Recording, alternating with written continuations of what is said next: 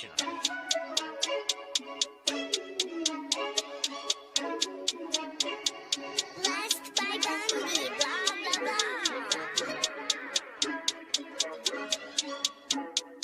Started off with a bit, now I got coin.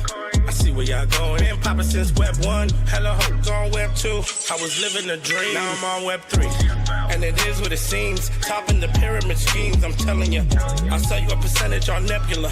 Shout out to Vince, yo, set it up. Surfing on the web and I'm shooting at 3.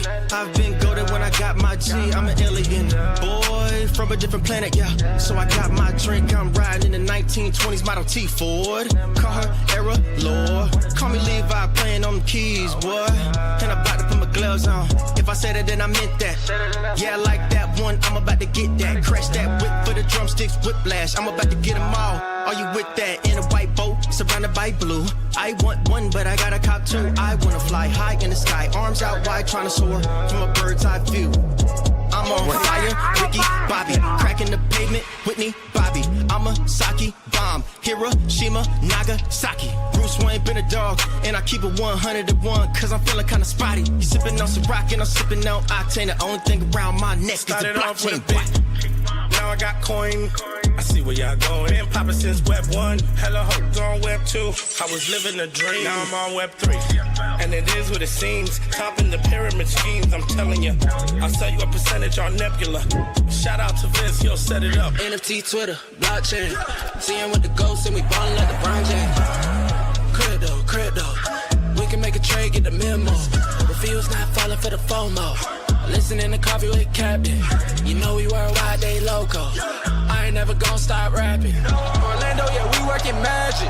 We rocking Ethereum entities. I just went and caught me a half base. Man, I got a shout out Started to off with a bit, now I got coin. I see where y'all going. Been poppin' since Web 1, hella hoes on Web 2. I was living the dream, now I'm on Web 3. And it is what it seems, topping the pyramid schemes, I'm telling you. I'll sell you a percentage on Nebula. Shout out to Vince, yo, set it up. Freaking the mood to choose one, but they got knowledge to move, son. I'm shocking in shades with my brother in suits. Yeah, them blues is coming. Even though it's hard to pick, eeny, mighty, mo, soda on the mix, no biting lips, it's time to go. Index number 1, no thumbs up, you gotta scroll. Looking at the ghost in studio, it's time to go. Had a helmet on by myself until I met a mask that wanted to have a face off. So I had to bring my chainsaw, full tank of gas in the drive with my brakes off. I'm A1, but a different kind of steak sauce.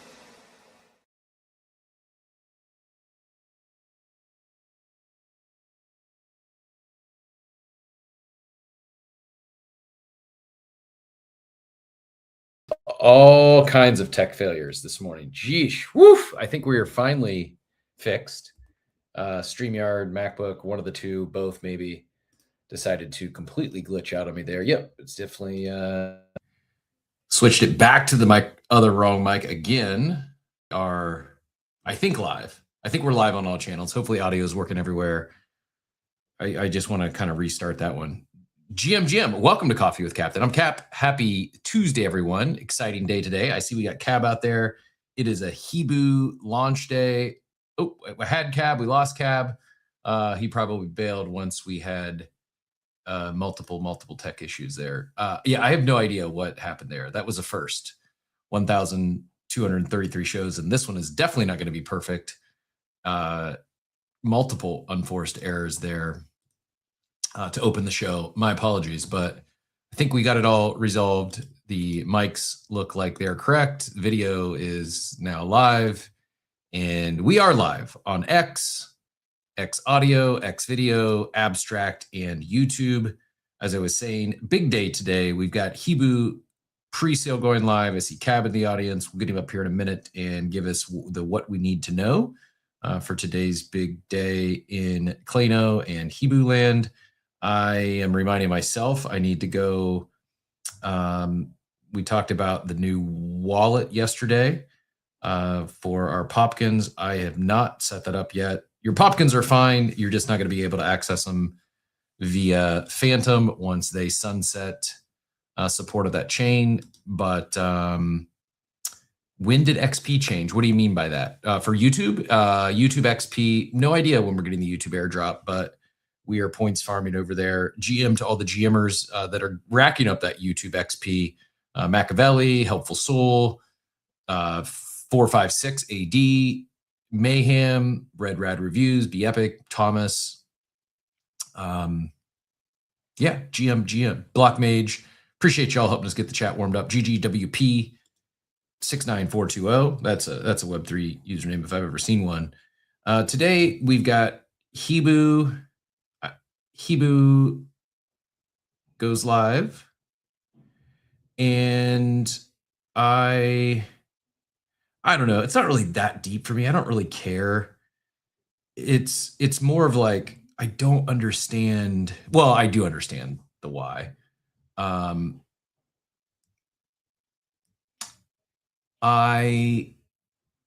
am kind of like, I'm trying to like not get myself in trouble here because I know it's going to upset some people. I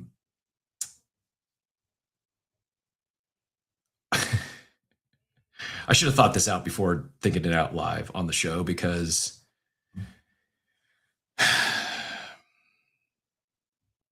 it will, yeah, I'm laughing at myself too. It's like, it's not that deep. Like, I really don't care.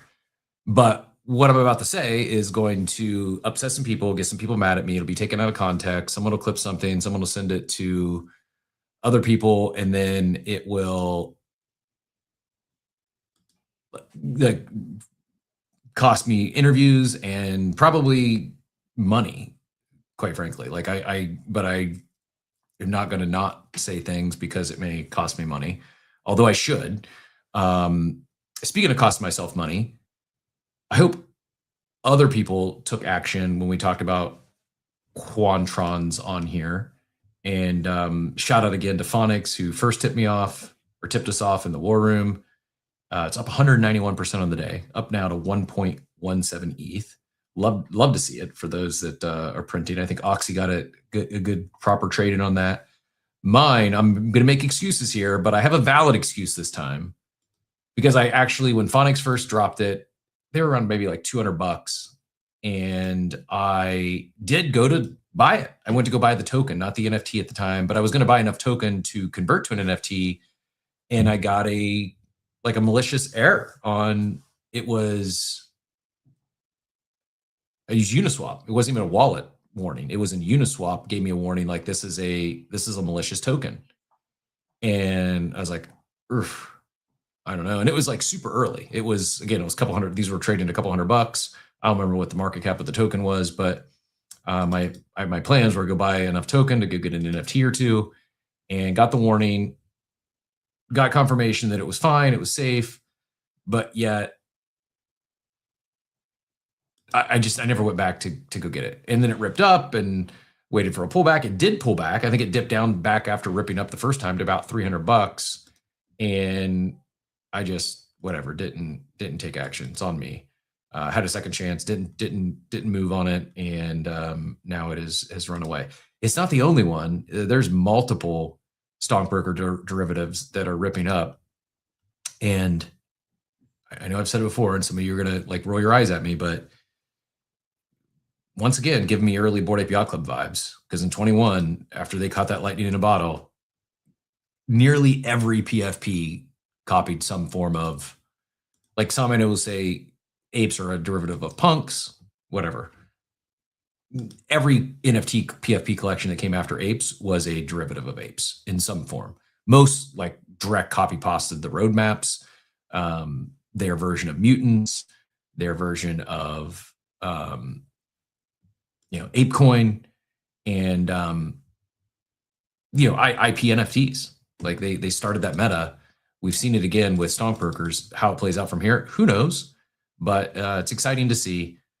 I am gonna share I already tweeted about it, so I'll pin that up top, and I will share my thoughts.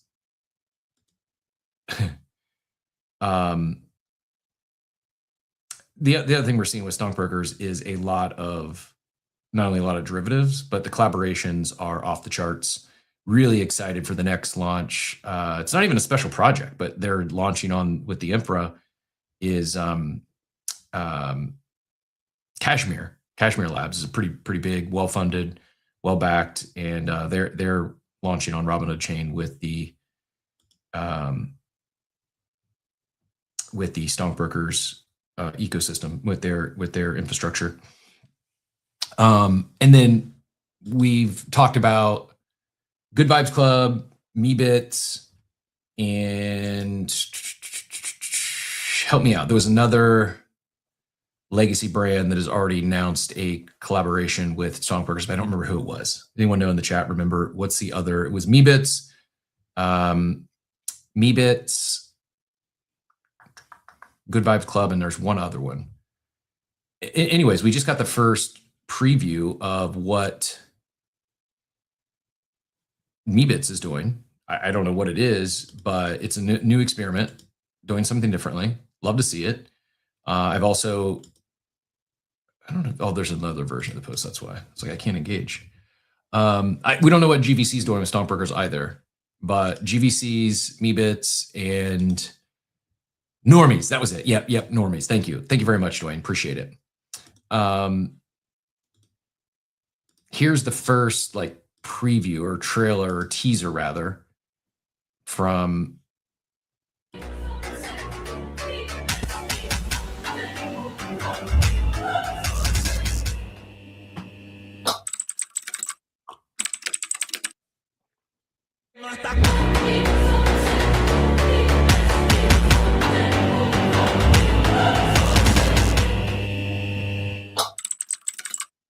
no idea what it is. No idea what it means. Nightshades.meebco.com. Darkness falls soon, be warned. Ooh. It's an on-chain survival game by Meebco Labs and Clutch Markets.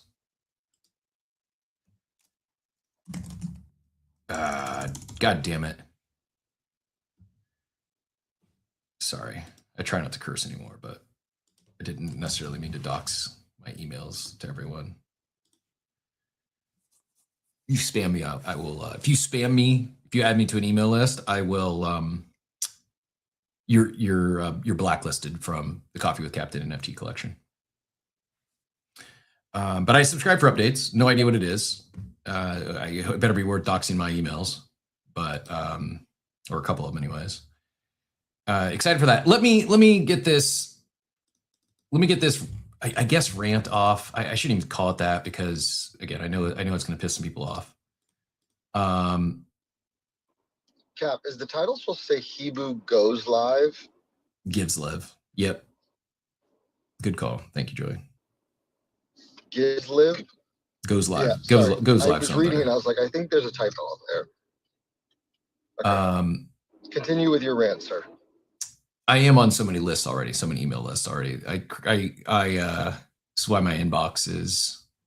It shouldn't even matter at this point if I get added to spam list because my inbox is. Actually, if anyone can guess within 1,000, we will give you a guaranteed mint on the Coffee with Captain NFT collection. Got to get it right within 1,000. Cirque is having a live stream today to talk about stockbrokers and other things for normies. Love to see it. Yeah, anyone can guess get it within 1,000 and you'll get guaranteed allow list. I'm not sure when our collection comes out because I'm waiting on, not waiting, but I want to launch with Unvault and they're not live yet. I think soon though. And we still have more to do, but we're going to build in public, and it doesn't need to be completed before we ship. First guess that I saw, anyways, is 35K. Mayhem is not winning a guarantee. Well, at least not from this one. Neither is Mike C at 18K. Eddie Crypto guessed 122,000. Not that bad. So it's somewhere between 35K and 122,000. But neither of those are within 1,000. Thanks everyone for reminding me of normies. I don't know why I couldn't remember that, but Cirque's doing the live stream today. To talk about stockbrokers and other things. Do we know what time? Dwayne, do you know what time he's doing the live stream? Oh, tomorrow, excuse me, tomorrow. We are getting close. We have 80,000, 69,450, 69,420. You can't guess twice. You've already guessed, but we are getting close to my unread emails. 52K is not it.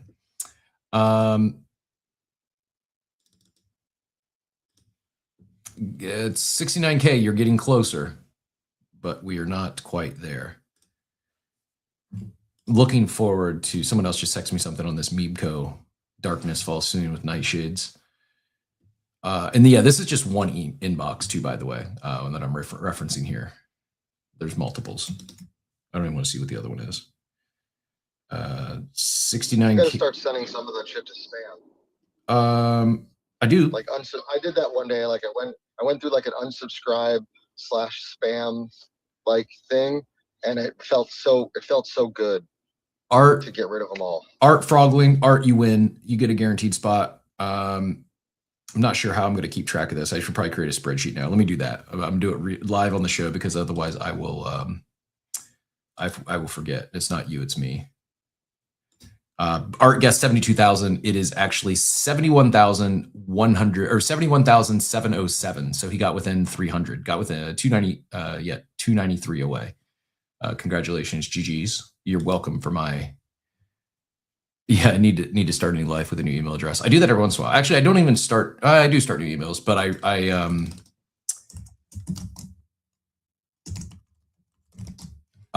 will go through every once in a while and just delete them all. I'll select all and just delete, clear inbox 0 by deletion. All right. First on the list, Art. Congratulations. First on the GTD list, Art Frog Wing. There's others that'll be getting guaranteed, but first that's been not a existing collection.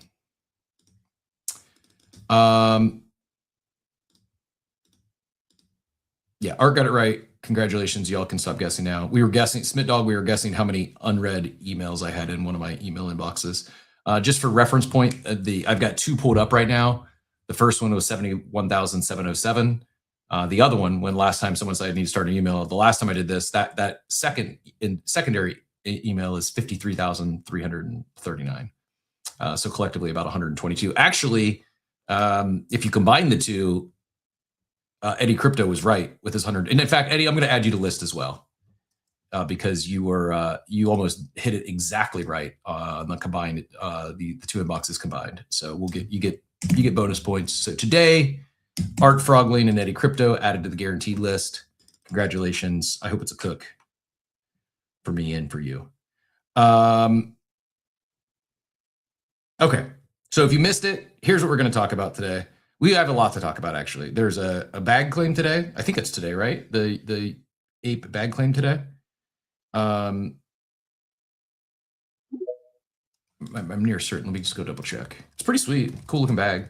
Dork said it's a $20 bag. I think if they were to sell this thing, I would guess it sells for $129. Would be my guess if they were listing it for sale instead of giving it away. It does go live today at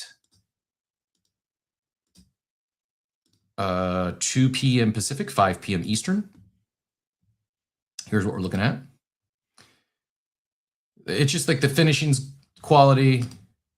This one doesn't even show the inside, but the inside fabric is pretty quality. It's a nice bag. I'm also only gonna, yeah, like this is good. Like, I mean, it's very, very high end. This is a limited edition collectible bag designed for Bored Ape Yacht Club and for apes only, and mutants. Mutants are apes. There's apparently also something coming out for mutants. Did I see this Friday? I think this Friday. Yep, busy week. The sling bag is today. The claim open to Bored Apes and mutants. One of our biggest limited editions ever. More info today. Ape Fest updates this week. And mutant event in LA on Thursday night. And something for mutants on the anniversary this Friday. I wish I'm not. This isn't what I'm getting spicy about. I would like a little more information. Like, what does limited mean? Or is it going to be like a rush? And are people going to be pissed off because they don't get one? Is there limited to where everyone that wants one should be able to claim one? I don't know. I'm not going to complain, but I'm glad they're doing something to reward loyal holders and supporters. I would also love to hear what's going on at Ape Fest. I'm going, but if I was international, if it was a flight, I probably would take off this year because there's just like, I don't know, it seems like drastically scaled back from past years, which is fine. But if I would be like, if all it ends up being is a few hours at People's Studio and a pop-up merch shop at the train station, I'd probably be pretty upset if I dropped a few grand to travel there for the weekend. I hope it's not just that.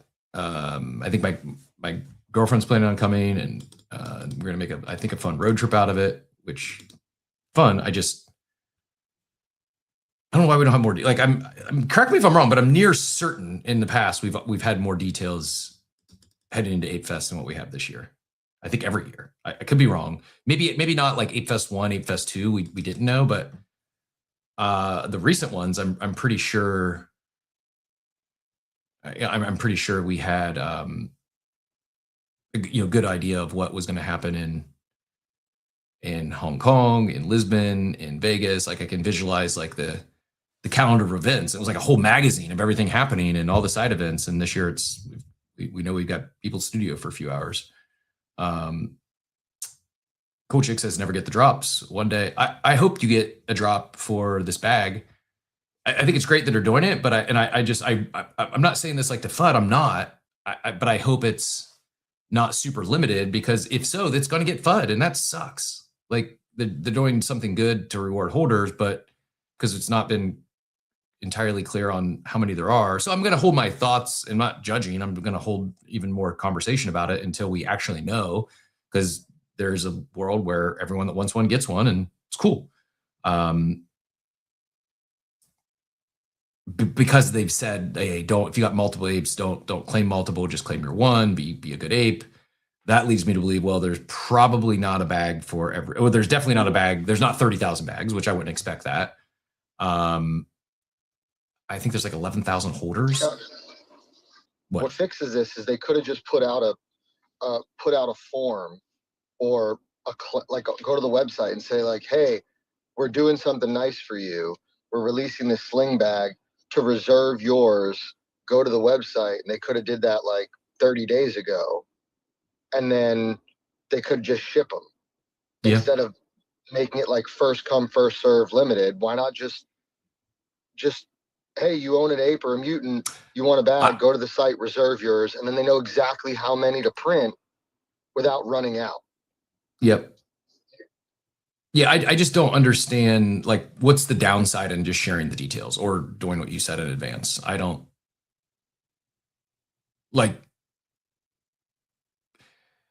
I mean, maybe I'm wrong. I don't think anyone's going out and buying an ape or a mutant to get a free bag. I don't think, I don't think it's like a floor mover. And I know that they said, hey, our goal now is not to do anything that makes the floor go up. It's to do things to bear it holds its value. Okay, cool. I just don't I'd love to know, and I'm not able to get updates anymore because they decided to host their weekly update show, which occasionally has some updates at the same time as this show, but that's another story. Cap, sorry to interrupt. Just came up here. Figgy told us yesterday, because I have a meeting with you every week with other games for content and stuff like that, that this is it is a limited bag release, but that the community will check in and get it. There should be plenty for those. Cool. He said it's the largest limited release that they'll be releasing, but he didn't give us an exact number or anything like that. But it's anybody who's active. I think that they're going based off of like the participation they've had through the website and other drops and stuff like that. And they've accounted for all this. So this should be fine. I don't think we should see any FUD or anything. Everybody should be able to claim their bag, and there shouldn't be no issues. Cool. I expected, that's what my expectations were. I've seen some other people be having like concern over it. It's like, why? What's the benefit of holding some of that information back? And why not just so people aren't having anxiety over, oh, I'm going to miss out on this bag that's, $20 to $120 bag. It is lining up to be a perfect timed event. I will agree.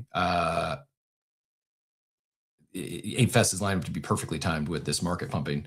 And yeah, it could be under promise, over deliver, I guess. And not wanting to say, oh, everyone's going to get a bag and then a few people don't. So sure. And I'm actually one that's all for limited drops. I know this is, this is definitely not the opinion of all members of the club. There's some that believe every gated drop everyone should be able to get one. I think if we're buying something, if it's for purchase, I'm okay with things being limited because it's for purchase. Like you're buying a collectible that you want it. In some cases, some people buy a collectible because they want to use the collectible. I can't wear the hat. I'm probably just going to sell it because it's versus collecting dust. I saw recently one sold for like $560 and I don't like, it's cool. It's a really nice hat, but I don't need a $560 hat and for something I can't wear. But because it's a limited collectible, my purchase, and I didn't like take advantage of it. I didn't buy multiples. I could have, but I just bought one and because it was collectible. So now I can realize, $500 profit because it was limited. That's cool for me. We've been in the collectibles. It's a collectible space and it's been that way from the jump. Like the very first merch drop, the other hat you see there was limited to 200 maybe. This one, and I did buy 2 of those. I still have one. That one is just disgusting. That's a $10,000 hat. It wasn't the peak. The red one was even. I think there was only 50 red ones. There might have been 100 of these, and I did buy 2. I kept one in the box, and this one is disgusting because I wore it. You know what? That's actually a good idea, Dort. Maybe I will save the hat instead of selling it, and we'll do it as a giveaway for Coffee with Captain holders who are also an ape holder who don't leave me on Thursdays at 9:00. So Machiavelli, you're going to be excluded from that giveaway. But anyone else who's Cap, I'll have you know that I was here the entire time. I'm just kidding. I'm just kidding. But we definitely will be giving that away at Thursday at like 9:15. So we're going to, not this Thursday, but some Thursday, assuming they don't change their time. We will be doing, we're going to do all giveaways, all promos, and probably mint the collection at 9, in the 9 o'clock hour on Thursdays. Some of you think I'm kidding, and it's a bit. It has become a bit, but I'm fully. He's not kidding though. No, definitely not kidding though. I hear it. I hear it in your voice. No, I've shared this. I at this point, it's not even that I took offense to the time. I took offense to how it's been handled and some of the feedback I've gotten. But that's again, I'm not here to. That's not the spice I was going to be talking about this morning. Or this like do an EQL drop. Like they have the Mac built it for them. They've done verified on chain. They've got the technology. They've done it before. Like especially if it's a free drop. I'm for limited drops if we're buying it. If it's free, let everyone who wants one get one. If that's not possible, then do an on-chain raffle that's transparent. People can see it. Like why not? I don't understand why not to do that. And it's like maybe I shouldn't even have said the word spicy because maybe someone else said it. Because I'm not like I really don't care. I'm not. It's not like something that's upsetting to me. It's just odd how there's so much glazing on the timeline. And my post this morning, I let it fire. I probably shouldn't have, because I'm sure it's going to rub some people the wrong way. But I don't understand it's awesome. Everyone who got a FWA Air or FWARE or whatever it's called, PFP, congratulations. Awesome. I'm happy that they cooked. That's awesome. I thought they were kind of cool AI generated PFPs, small collection. And I have no issue with that. I have no issue with the platform. What I'm like scratching my head over is like some of the reputable, and the only thing I can figure out or assume is that they're investors, or they're either investors or they have a massive bag of FWA. And so they're bull posting this, calling it, it's the greatest thing ever. It's revolutionized NFT mints. All NFT mints. It took us 4 years to get to this point. We finally solved NFT mints. It's saving Ethereum. It's a gotcha. And the protocol made almost $1.5 million off this mint. Could you imagine? And I'm not saying this because Steve just popped in the eyes. I said it in the war room earlier. Somebody said, could you imagine the vitriol that OpenSea, they would get fudded in the ground if they had someone, an artist, come to their platform and mint 111 NFTs and OpenSea made $1.5 million on it. Like, they would never hear the end of it. You greedy MFers, but because it's an independent dev who's made millions this cycle, like, they're like, this guy's the Ethereum of the Jesus of Ethereum. And I will give the guy credit for every time one of his, and I shouldn't call it a Ponzi, that's not being fair, but every time one of his experiments dies, he does another experiment that generates hundreds of thousands of dollars in fees. Oh, this is awesome. This is saving, like, it's fine. It's okay. Like, I have no issue with it. But I went yesterday and I thought about like pulling the thing, and makes me like, I went through the pool. I'm like, man, I don't want the NFT that bad. And I knew that I was going to have to spend, per math, it would have cost me probably like an ETH, maybe more. Like, cause you don't know, it's random to maybe get a shot at this. And then I didn't want any of the other NFTs. So I just would have been taking the ETH or the FWA redemption. And I was just like, I'm not interested. I just moved on, went on with my day, and don't think about it. And like, it's not that deep. I really don't care. It's not something that upsets me. It's more puzzling than anything. And I'm not exaggerating. Like, they literally made, I am exaggerating a little bit. It wasn't $1.5 million. I think it was $1.4 million that they've made on this mint of 111 items. So, like, awesome for the token. In fact, I may go buy some FWA token. If you can long it, if it's on a perp deck somewhere, I might go open up a long, because I don't think the token price has caught up yet to the fees that were generated on this one mint of 111 items. So I think the token is probably underpriced here in the short term. I just don't think it's sustainable at all. I don't know. And please, someone please take the other side of this, because I don't want this to be like, oh yeah, everyone agreeing with me. I'm actually looking for, what am I missing? Because I feel like I got to be missing something.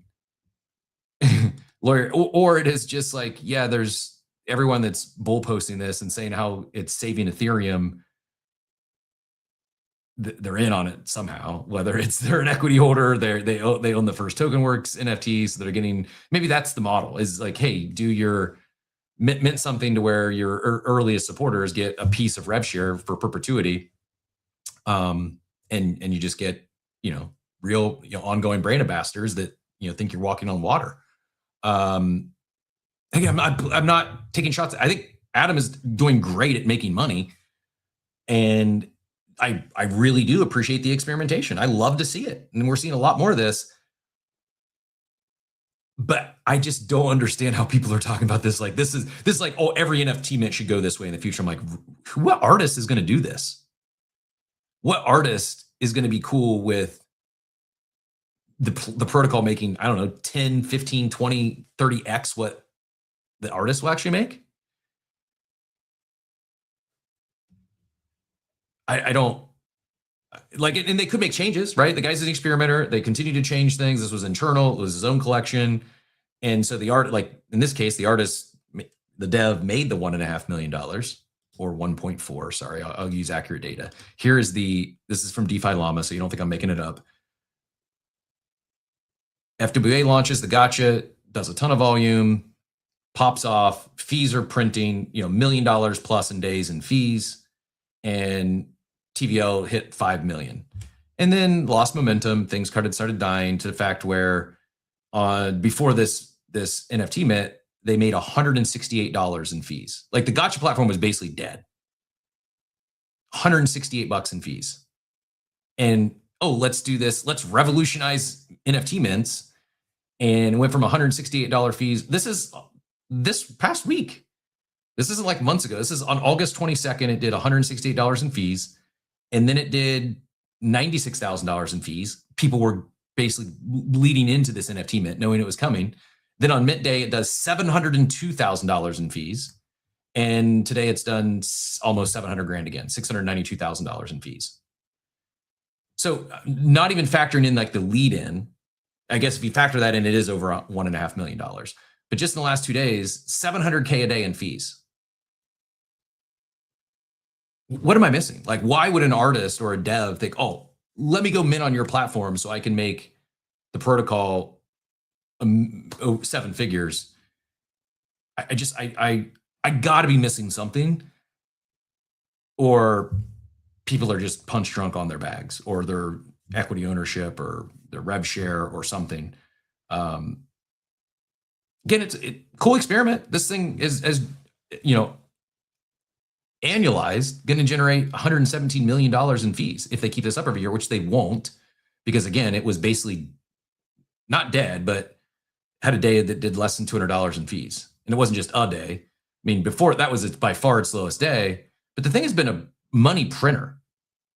Like, congratulations, awesome, great idea to put NFTs into a gotcha machine. Great idea. But it clearly, it's not me saying this, like it clearly had lost momentum. It had clearly had stalled out. And then they introduced the mint mechanic. It's back to printing again. I'm not hating. I just don't understand. I'm asking questions. Why would a artist or a dev go this route where, and they're like, especially like, oh, this is the fairest mint mechanic of all time. How is it fair? You're just gambling, which again is fine. We're gamblers here. It's cool. But instead of like a raffle that can determine who, like I saw the Blockies is their public sale. They've got a collection minting here soon with 10,000. I don't want to misspeak, so let me pull it up. They've got 10,000 NFTs minting, a supply of 10,000, and it is. Why can't I find the account? What is the?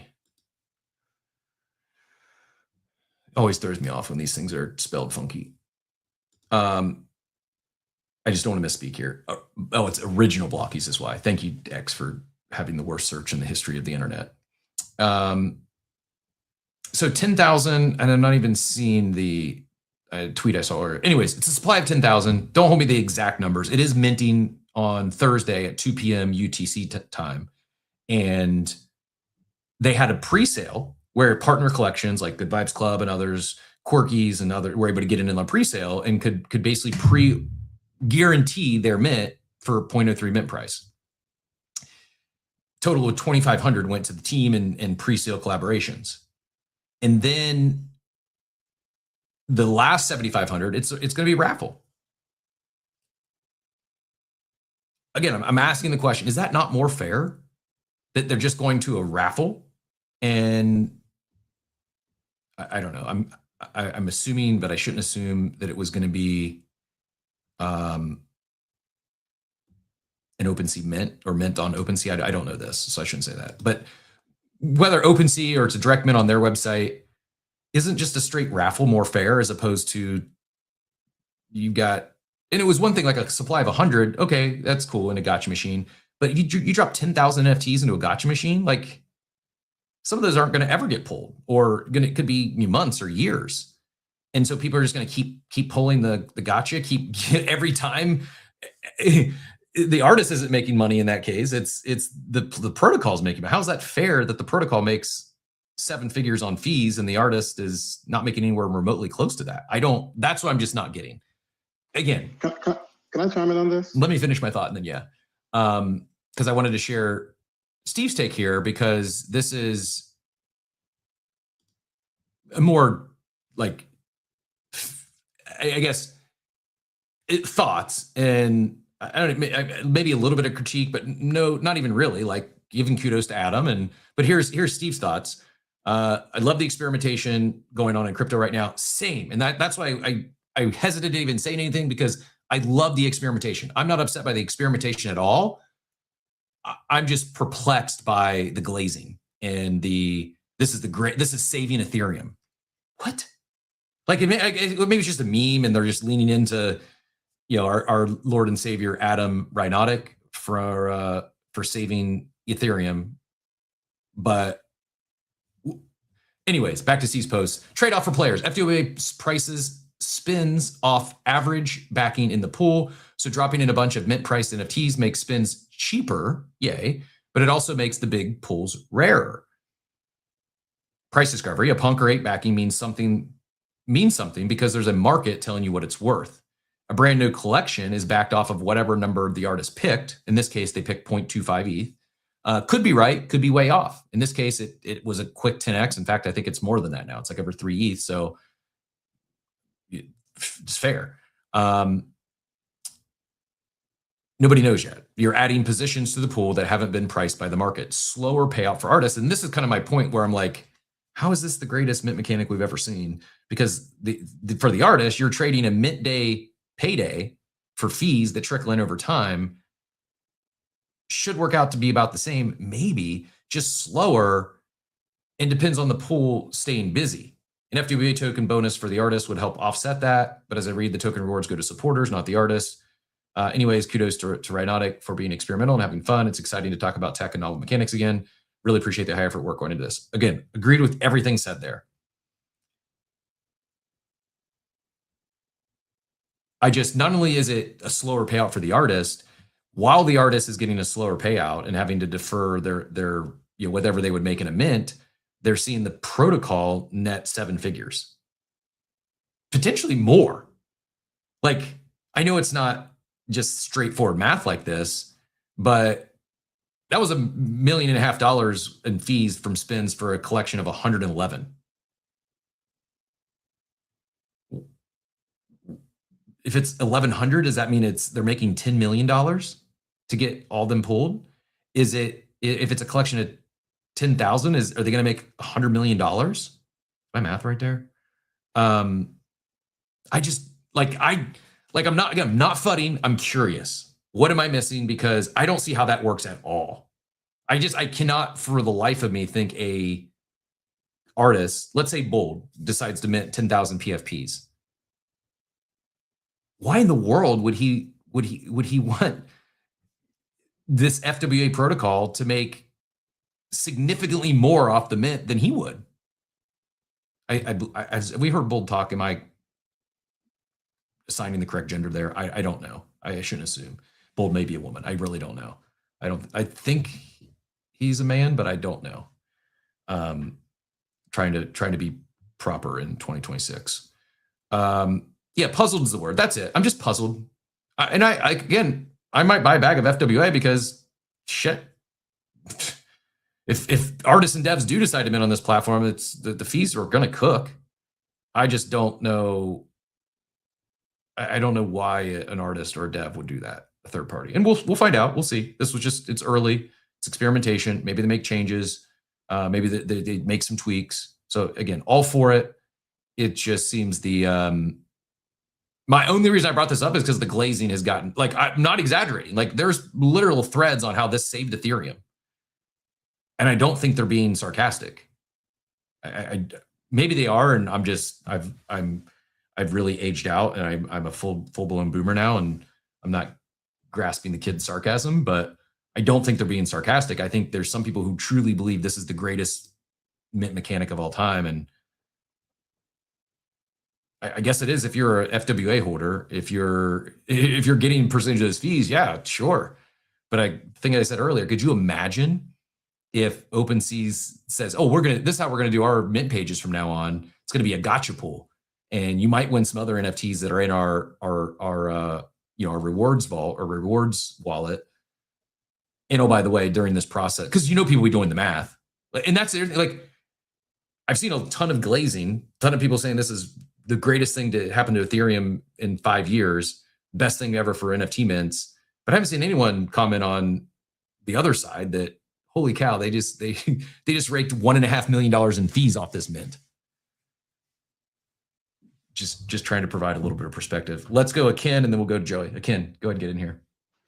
Yeah, so I think, at the end of the day, the facts are the facts. And if you can't find a reason to explain something, then whatever the facts present to you are what they are. I mean, TokenWorks on its website has a list of 17 projects that have been launched over the last almost 2 years, right? And almost everyone leaves a wake of participants who are net losers and the protocol net winners, right? So if you just go back and look, it's right there on their website. Punk strategy, massive extraction. I mean, I was in the chat. I was participating on some level, right? So I have that firsthand experience. I mean, I think, again, 10,000 tokens were launched. If people remember, that was generated a lot of fees, right? That was essentially moved on, and then they built this new platform.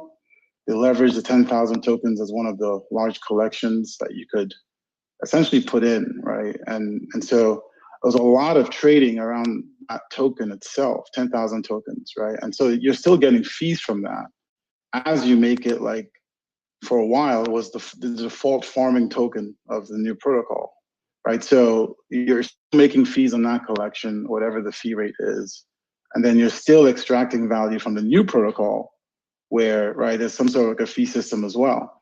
And if you recall, right, they got quite a bit of pushback from one person in particular. You can look at the timeline, Shrimto, and, just read his timeline and all the comments he made. And in fact, it was because of the pressure, I think, coming from Shrimto and a few others, that they changed the sort of like, that introduced actually the burn mechanic in the first place, right? There was a lot of public pressure, primarily from Shrimto and then a few other people. And that's what then led them to essentially say, okay, we're going to do a buy and burn. There was some controversy as to what percentage, right? So that was a lot of pressure to kind of like push them into that. And then once that happened, right, as you said, with FWA, right, you saw sort of like, man, the game, look, when you're playing a game and you're always on the losing end, eventually people stop playing that game, right? And so you lose interest, you'll lose kind of volume, and then they move on to the next thing. And it's this new NFT that was launched, and there'll be a next and a next and a next and a next, right? As long as, like, people are willing to put up their capital and play a rigged game, there's always, suckers burn every minute. And so, again, when you contrast that, like you stated, with the fact that, right, there's so much of this glazing going on, like, where is it coming from? It's certainly not from those who are like on the losing end of this bet. So what's this sort of like, seemingly coordinated glazing on the timeline that we're saving Ethereum? Like, so again, I mean, I think to your point, and I'll be very unequivocal, I am basically saying that the facts show that every single thing they've done over the last 15, 17 minutes of various capacities has gained a lot of value for Rayotnik and his backers, right? I think there's an NFT somewhere that accumulates some of the value. I'm not quite sure. But there's some holders of some NFT that participate in the returns from all these adventures, let me put it that way, right? And they're not necessarily, right, public. They haven't declared their financial interest, which is a problem, right? Because you need to disclose. And in fact, if you notice, Twitter is now doing certain things where when VCs are actually talking about their projects, Twitter is trying to like basically say, oh, these people have, if you have an economic interest in something, you need to declare it. And we've seen Mike do this. If you look at his timeline, there's some issue where he's an investor in Pump Fund, for example. And Twitter like branded one of his tweets and sort of said, oh, you're an investor, you need to kind of make that declaration if you have a financial interest as you're sort of like, pumping or putting bullish takes on a token. And that's great. Like, I mean, disclose that and then, back your project. There's nothing wrong with that. When there's no disclosure, right, and it's just sort of like, oh, I'm just this innocent participant, that is unfair to, right, investors that might take that quote unquote investment advice, for lack of a better word, and make decisions that don't necessarily benefit them in the long term. So, I mean, call a spade. I think it's pretty clear what this approach is. It's pretty clear that when one cook sort of ends, they move to the next and the next. And, people need to open their eyes and people need to sort of realize what's going on and do their own due diligence. Otherwise, these things will continue as long as people are willing to, put up their capital and take a gamble. But there's clearly some sort of coordinated effort to overhype and to sort of make these declarations, right? Where it's like, okay, what's the benefit to the artist? Like, it makes no sense. Like, you're bagging the check now and I might get something down the line. No, like, most of the things die before the artist can actually recover something.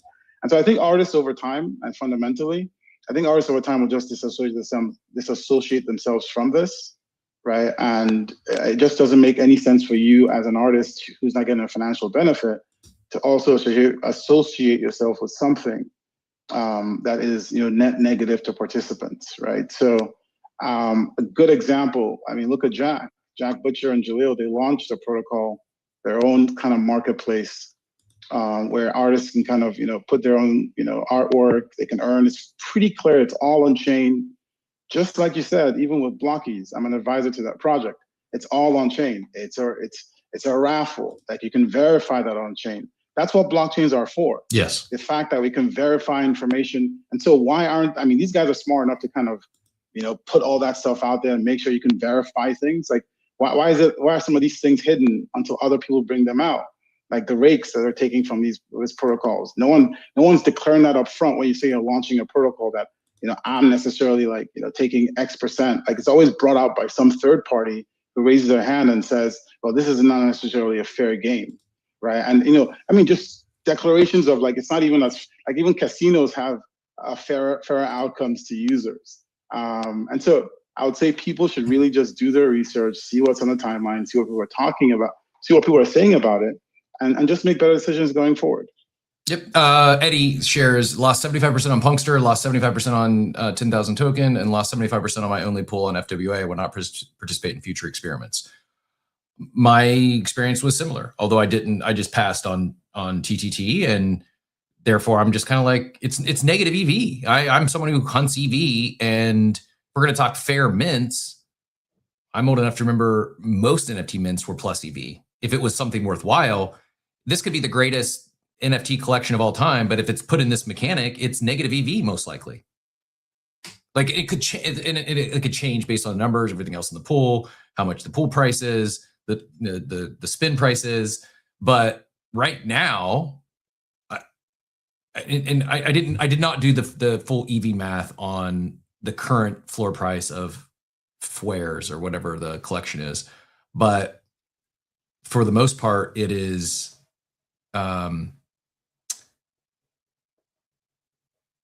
It is negative EV, and I'm just not like, as a participant, as a mentor, as a collector, I'm not really interested in negative EV NFT mints. Casinos, gotchas, it's fine. I'm one who said I think you're going to start seeing gotcha machines everywhere, in both on chain and in real life. I just don't, like, again, perplexed as to why this is such a great thing, because I don't think it's a fair mint platform. It's good for the protocol, good for fees, and I don't think it's good for artists or devs. I don't understand why they would opt to go this route versus just mint direct. Anyways, Joey, go ahead and get in here. Joey going once. Joey going twice. We will keep moving. Wait, I couldn't. My X wasn't working. All good. My hand's been up for something separate, but I agree with your comment. The reason why about, like, 10,000 items in a gotcha, right? Like, the reason why these gotchas work on all these other platforms is they're constantly being refilled, right? Yes. Everyone has a different method on how they refill them, whether they're automatically refilled, like, instantaneously, whether they're refilled once they're empty, whether they're refilled once the grail gets pulled, whatever it is, but they're constantly being refilled. Yes. And to your point, if you put 10,000, now, if it's a fair and random gotcha, right? Like, if you're using VRF or some type of on-chain randomization, there is a really good chance, and this has happened to us, where in the first 5 polls, the chase card gets pulled. Yep. Now imagine you take the time drawing whatever it is, 10,000 NFTs, right? All these different assets and layers, and somebody comes up and pulls the one of one or a couple one of ones in the first 20 plays. Why would the other 9,980 ever get pulled? Well, they're not. And to your point, the gotchas and as it relates to BZ and any of the other like RWAs and physicals, like it's on the protocol, it's on the provider to continue to refill the gotcha with desirable products. This is much more decentralized, and it's on users to refill the pool with products. And like I will say that the clever mechanic is you don't have to take the item. There is like the equivalent of a swap offer that you can just take the ETH or the FWA, and therefore you're not stuck with, you know, but it's already gotten to the point where just look at this is why I just stopped points. Like, I don't want 10,000 token NFTs. I don't want, no offense, I don't necessarily want flog NFTs. If I did, I'd just go buy one or put a WETH offer. And I don't need more friendship bracelets. Like these, you know, transitions, friendship bracelets, 10,000 tokens. There's an Alchemigo, 10,000 token, 5,000 Punkster, friendship bracelet, 10,000 token, 10,000 token. I don't even know what UMK is. Friendship bracelet, 10,000 token. Moonbird's physical. You could have won a Moonbird's vinyl. Punkster, friendship bracelet, 10,000 tokens, friendship bracelet, friendship bracelet, friendship bracelet, friendship bracelet, friendship bracelet, friendship bracelet. It's like, it's gotten loaded with 85% commons, but it's commons that like most people are just not taking the NFT. They're just taking so which again makes it even, I think the EV is also a little misleading, because unless you hit the legendary CryptoPunk or Stonkbroker or I guess one of these flares, you're probably not like you're just taking you're just taking an L basically. You're taking less, you're getting less than you put back in, and I just don't know. I just don't see the sustainability there. I'm not flooding it. I'm questioning from a mint platform standpoint. Because if you're an artist and you have a 10,000 collection, even a 1,000 collection, I think you probably want those out in the wild. Maybe it's not a 1-to-1, maybe it's not a 10x, but a supply of 11,000, like you're minting in this platform so the platform could make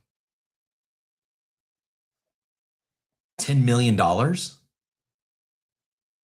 Or people just stop spinning and say, I'm done. I've lost, I've spun, I didn't get the NFTs I wanted, so I'm just moving on. And anyways, I don't want to, I'm not trying to FUD FWA. I know it'll be taken that way. I like the experiment. I do think it's some cool experiments, but to Ken's point, they've done a lot of experiments, give them credit for keeping it going. But, and HEEBOO is not live. I'm sorry. What, Cab, do you mind coming up? What is live today? The HEEBOO sale goes live on the 27th is TGE. So I missed some news. I'm missing something because I'm assuming I'm taking this. I'll change my title here. Taking this as fact. HEEBOO goes live. Public sale starts at 1 p.m. UTC for 48 hours. First 24 hours is a 25% bonus. It's going to be 50 million tokens or 5% of the supply, 100% unlock. And that is on Thursday. So Cab, thanks for joining us. Oh, we got Andrew as well. Look at this. What there's something today. Am I crazy? Did I read something wrong, or is there something and I'm having challenges adding, it looks like. Andrew, maybe double check to see if you're on the most recent version of X. There was an update I did right before the show. Sometimes that prevents me from adding you. Oh, says you're up now, so we'll roll with it. Cap, GM, thanks so much for joining us. Appreciate you being here. What is this accurate? First of all, TGE public sale goes live 1 p.m. UTC on the 27th on Thursday. Is that right? Yeah, that's right. I don't have the info in front of me for like the actual time, but it does happen on the 27th. That's where our holders can expect to start getting their allocation, holders of like the Klano ecosystem. And then the pre-sale is live well, I guess it went live a minute ago. I haven't checked because I'm on the space. But that's the pre-sale for the HEEBOO token. So we're really excited about that. It's been a long time coming. We've been building here in the Bear for like 4 years, and so I think the team's pretty jazzed to start this new adventure at the platform level, and continue to cook on the Klanos level as well. Awesome. So the pre-sale is live today. It's the public sale that goes live on the 27th. No, on the 27th, it's today technically is a public sale. It's run through Metaplex, and I'll find some links to pin. But it's available to just about anyone. So you can do that today. Anyone that participates, and we're selling a 5% chunk of the token. And anyone that participates in the first 24 hours gets a 25% bonus on top of what they're buying today. And then on the 27th, the token goes live and gets listed. Got it. That's helpful. So it is live, and the TGE hasn't happened, but it's live in the sense that pre-sale is open. It's open now. TGE, it'll be open for the next 2 days, and TGE will take place on the 27th. So anyone that participates in the pre-sale now, they would get those tokens on the 27th. Am I saying all that right? Exactly, yeah. Perfect. What can you, I'm familiar with Metaplex. I don't know if I've ever done anything on Metaplex yet. Can you tell us a little about Metaplex? Like maybe why Metaplex? Super cool. Yeah, sure. So, and by the way, I don't even see Andrew. So Andrew, you might have to like restart your account or whatever. But yeah, so we've been working with Metaplex since before the original Klanos Doors mint. They've created a ton of infrastructure on Solana. It's a pretty stacked team. Of course, they work very closely with the Solana team and Foundation, but they're an infrastructure team, and they also, they've helped us launch NFTs, things like that. Today, they're helping us launch a token in a fair way, and that team's done so much for us and the ecosystem at large.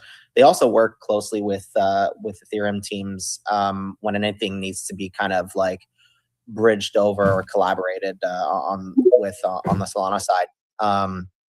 Totally stacked team, and a bit of history. We were probably the first NFT collection they ever launched on their launchpad. This was like just about 4 years ago. So we're really excited to get back in the juice with them and do this token. It's exciting. Can I throw you maybe a curveball? And you can no comment if you don't want to answer. Andrew's here now, so it should be fine. Throw the curveballs. Yeah, I'm here. GM Andrew. Thanks for joining. And I'll ask it to both of you if you're comfortable answering. You don't have to, but you mentioned NFT Mint. You mentioned with Metaplex. You've been happy with them so much that you went back for a second round. Any thoughts or comments on the earlier conversation regarding the greatest NFT minting platform in the history of Ethereum and saving Ethereum? It's revolutionizing the space. Like, again, I shouldn't be so cheeky, but do you any thoughts on have you participated? Have you done any spins or pulls? And as it's something would you ever consider minting and I know I'm not saying you're going to have another collection, but if you were, would you ever consider minting like that? Or can you see the positives from an artist or a team standpoint to mint in a platform like that where they generate $600,000-$700,000 in fees a day off your mint? So I think two things. Like, I mean, look, I think the product, I mean, we're familiar with it. Obviously, it's been in the news, and we're obviously like, in the NFT space. So it'd be silly if we didn't know what was going on. I think you guys hit a lot of good points, right? Like, it's not necessarily like a sustainable way to like build creative properties and things like that.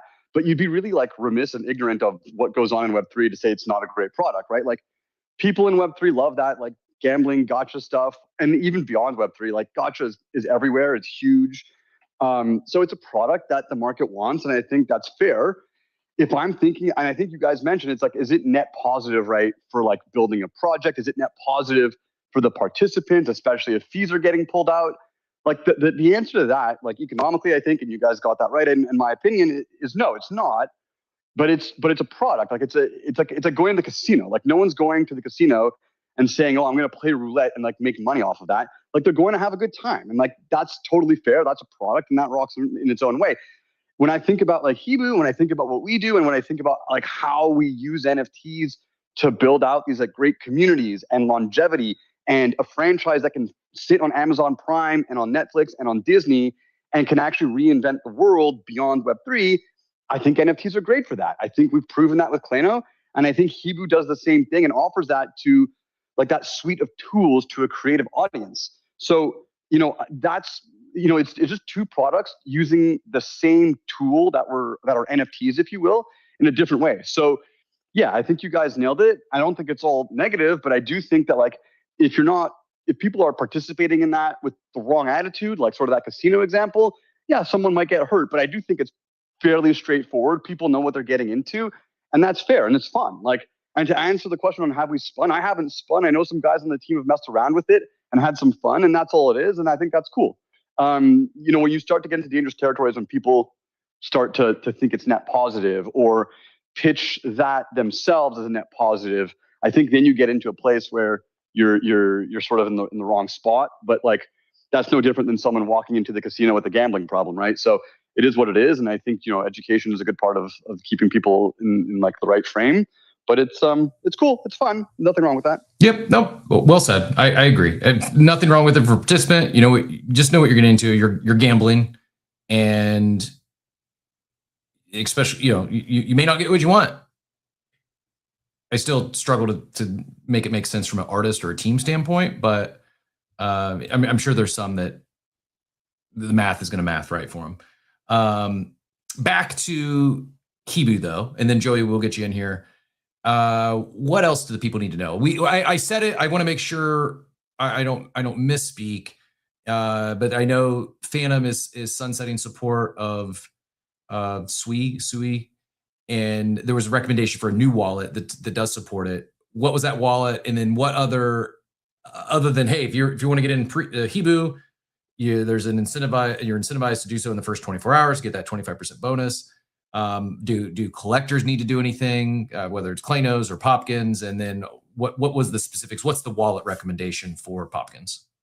Yeah, so for Popkins that are on Sui, you can just move. We have instructions in our Discord, and you can just move that into a slush wallet, which is the native Sui wallet. We've got instructions in Discord, so go over there. Don't be confused though. This mint is on Solana, so the HEEBOO mint and HEEBOO is built on Solana. If your assets, Popkins, Klanos, they're already included in there. You don't have to worry about that. But yeah, to make your life easier for the assets themselves, that is the NFTs, you might want to switch over wallets while you can.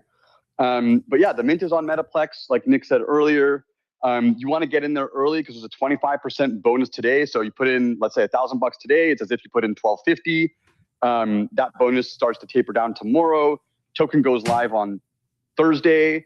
And like I just sort of said, vis-a-vis these, gotcha machines, and what HEEBOO is different about that is we're basically building out the tooling for creative projects to succeed on chain. We're building out the rails so that people who participate in these projects on the Web3 and holder side aren't PvPing each other, aren't fighting for what everyone calls exit liquidity, and with a whole bunch of people, moaning and yawning about like why they didn't get out at the right times. And it's basically an index on the creator economy.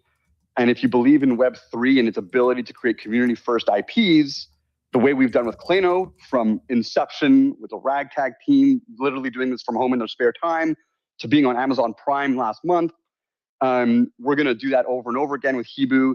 We're bringing in great creators. So it's like an index on this creator economy if you believe that community-first and Web3 tooling is the way for that to build out. And so get in there early, 25% bonus today. Token goes live on Thursday. Yeah, that's the pitch. It's on Solana, not on Sui. So get in there while you can. Awesome. And I know, disclaimer again, no comments acceptable or can't talk about that now. I'm not trying to put you in a tough spot while the pre-sale is happening. Fully understand that, you got to do things proper. Is there anything you can speak to regarding the token? Like, what is it?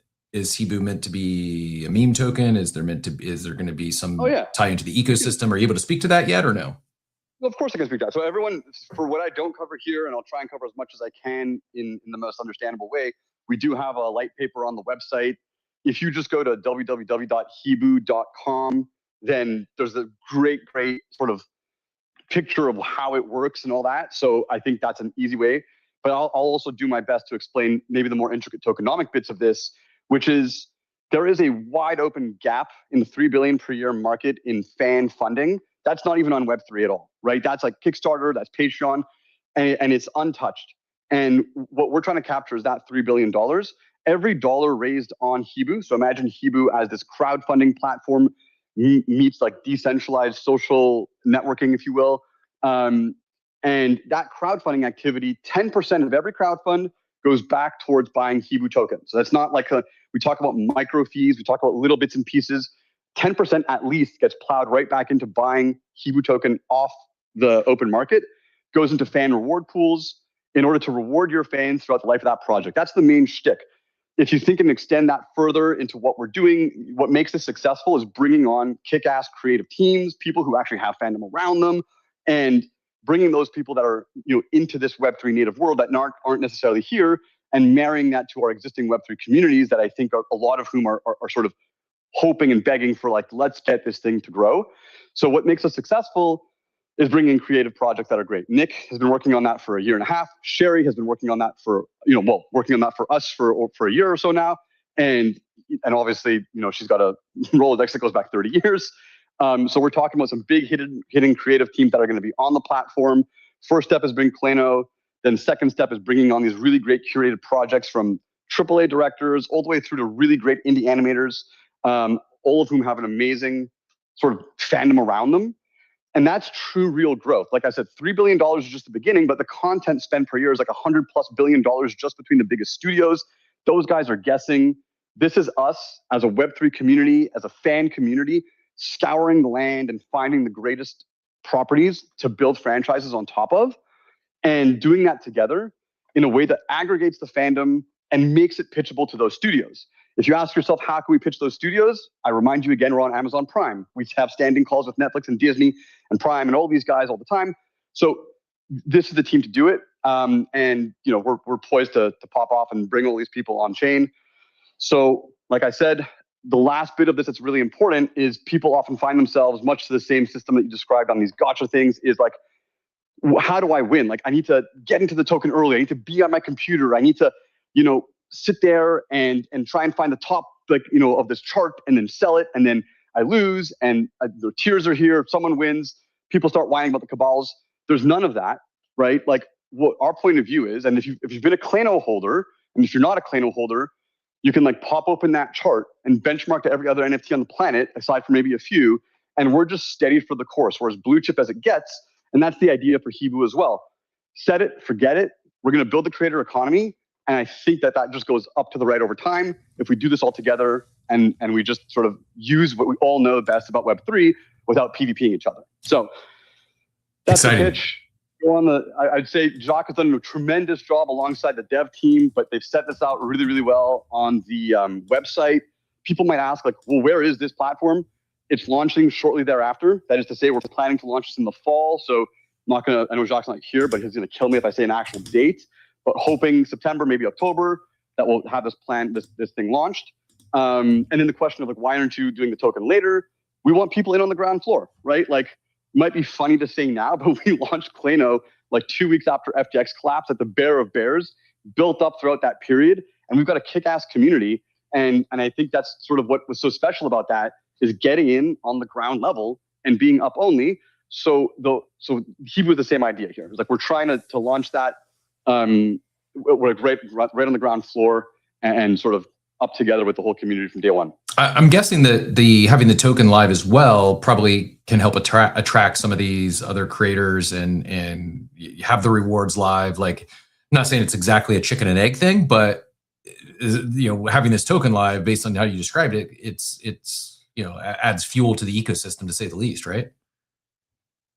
Yeah, I think it adds fuel. I think the fact of the matter is, when you're, especially in this space, people give you only as much attention as sort of the financial prospect that's available to that. You know what I mean? So the opportunity to be part of this and to hit a wider net of people beyond just our holders, because the token has a much wider net, just gives you more attention. And I think that's part of the shtick too. We want there to be a lot of people joining the HEEBOO platform when we launch that in a month or two, and having that attention aggregated already using this tool is part of the game. And I think that's Web3. And we know, and we've been here for 4 years with the project and many, many more years beyond that.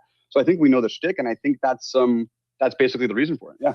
And is it, and again, if I'm prying too much, I'm not trying to get you leak any alpha, but is it safe to assume that like when these creators come on and launch with HEEBOO, that will HEEBOO and the Kleno team, will they assist in some of like the watch and collect and help with that? Is that part of the ecosystem in terms of help, not just helping with distribution and a fan base, but also the technical side of watch and collect? Here's some physical cards to go with your collect. Is that right? Yeah, absolutely. So I mean, watch and collect is obviously a Kleno source product, but the team, and I'm going to let Cap get in here because I know he hates not speaking when he's on stage, but we're definitely going to use the tools that are that we have with us to guide these early creators, because that's the idea, right? Like we need to we're building that tooling into HEEBOO so people can succeed on their own. But at first, we're going to make sure these projects succeed using our team. And that includes everything from helping them produce the content to the products to getting in the right rooms with the right people. Like I said, not everybody can just open their email and get a meeting with Netflix. So if that makes sense, we can make those introductions, right? So the idea is that we help them early on and ensure success for these early projects, but also help build out that tooling to be perfect on HEEBOO so that when we do go to an open platform model later in 27, we hope, then that tooling is there and it's based off of these like partnership relationships and so on. I don't know, Nick, if you want to add something to that, because I know you put a lot of thought into this. Well, actually, you sort of nailed it. If I can synthesize, it'll basically be sort of like a white glove service for the first creators. They're going to be brought into phases. We want to stress test the platform, but we also want them to kind of like help us sort of build that tooling so that it's exactly what they need. And you know, we're going to work with a well-rounded group, all these different type of IPs, whether it's anime, something for kids, something in the middle. It's a well-rounded group. And these are artists that we've been interviewing for quite a bit of time. But the point is to make that platform ready for a more democratic approach once we open up the doors for anyone that sort of wants to like cold start an IP. And like Andrew mentioned, the tooling should productize a lot of the stuff that we've done at Klenos and actually a lot of the stuff that like NFTs in general do really well, or NFT projects. That's sort of like ahead of the curve that of what people are doing in Web 2. You know, alignment, building in the open, being in the trenches with your community, all that kind of stuff. And so in the end state, that platform should be a pretty stacked and automatic experience for any creators that want to build a brand from 0 to 100. And I don't know if it was clear. I mean, Andrew really nailed it. But if I can like kind of, I guess, explain HEEBOO in a one-liner, it's an IP launchpad. And everything is sort of pegged to one overarching token. And every new discovery and every new IP that's launched on the platform makes that token stronger. It's exciting. One of the things that jumped out to me from the white paper was just this not just the idea and of the power of superfans, but some data behind it. 42% superfans use 42% of their free time creating and sharing, spend 3 times more on the brands they love, and drive word of mouth that outperforms paid marketing 4 to 1. I have to imagine that's part of the secret sauce as well, or maybe not secret, but part of the special sauce when it comes to HEEBOO and this community that you've built is you have thousands of superfans that are brand ambassadors for not just Klenos, but presumably many will, Klenos and Popkins, presumably many will become fans of HEEBOO as a platform, and they're going to have a vested interest in doing so. And a new creator can plug in and not just see rewards and the support and the technical support and plug into the platform, but it's this power of distribution and the power of these super fans that you've already, and they may bring their own. I'm guessing that's, I interpret that's also what you're looking for, is not just creators, but in some cases established creators, whether it's existing IP or they have an existing fan base, they want to launch new IP. But this, I hate to use the word flywheel, I need to come up with something better, but this idea of these super fans really fueling new creator content. I guess my question is, for anyone listening in, whether it's live today or they catch a clip or a recording and they're a creator or they have a following and they want to create some new IP, what does that look like? Is there, can they apply? Is it outreach on you all? Do they send you a DM? If a creator wants to launch with HEEBOO, and I know it's jumping the gun a little bit, but what is it? Or is it they just need to be patient and wait, or is there something they can go ahead and kind of get in queue or get on the wait list now? So I'm always happy to look at new IP, and I've done it for quite a bit of people that are in Web3 because we've had questions even from like existing NFT projects. So I can do that. Typically, it would be through the at least for Web2, it'd be through like the email list.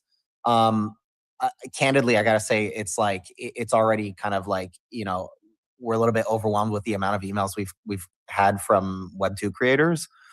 So we got to go through everything. We've interviewed probably something like 80 IPs on the Web2 side, and then we have God knows how many other emails to go through. But yeah, I mean, you can just DM anybody on the team, or you can go through the email. It'll just be, you'll be on a wait list. That said, right now we're in the process of curating the right IPs. Again, we want to make sure it's hot for everybody. We want to make sure those IPs are cool. We want to make sure that the creators understand what they're getting into, and also have that ethos of building in the open and being in the trenches with their community, and the ability to pull fans in. But eventually we'll open up the doors. It'll be more democratic. The same way you guys can kind of like launch a Kickstarter if you want. You can open up an X account, no problem. And right now it's just going to happen in phases. So because of that curated approach, but eventually any IP can sort of cold launch on HEEBOO. Do you? And I'm speculating a little bit here, and same disclaimer, no pressure to answer. But might be, you mentioned democratic approach. Might there be community say or voting in some of this, whether which projects to work with or which one, like maybe an ordering? Is there any sort of, I guess utility in the token as it comes to voting or deciding how or what brands you work with? Well, there's no governance, but the way in which you technically vote is the same way you guys are voting every day, every minute of the way in which you participate on the timeline. You're talking about apes when you're talking about apes. You're talking about pudgies when you're talking about pudgies. All of that is sort of a hive mind approach. And so the way the fans and you guys are going to participate and the way the loyalty system through HEEBOO is built out is each IP accrues signals. And in some cases, the same way we've done it, right? Like there's some stuff that our community said, they've created internal pop culture on the collectible side or even on the lore side. We pay attention to that and we have the data for those types of signals, but there's no like governance of like, let's say you guys voting on an IP that should launch. The IP launches if it's sticky and if it's good, people are engaging with that IP. And otherwise they're engaging less, but the token is not hurt for it because the whole point is to have many IPs, and some will be massive successes, some will be niche, all that kind of stuff. Very, very cool. I'm excited. I will be entering this pre-sale certainly today. I mean, I want to get in, so it makes sense if this is something you're planning on doing. Would advise don't wait until tomorrow. Take advantage of that 25% bonus. As he said, if you're planning on putting $1,000 in today, it's the equivalent of doing $1,250 tomorrow. Already approaching 100K, and the thing just went live not even a half hour ago. And you can see, and there's no amount. And maybe there is a minimum. I just saw earlier. There's a $10 one. I saw someone earlier put in like $4.91. Don't don't overextend yourself. Don't put any money in you can't afford to lose. But I don't know. I get excited when there's experimentation. This is to me, not just another token from an NFT team. There's a lot of intent. There's a lot of thought. There's a lot of planning. This is different than what we've seen prior. And I don't know. Again, never any financial advice in the show. Please don't put any money you can't afford to lose.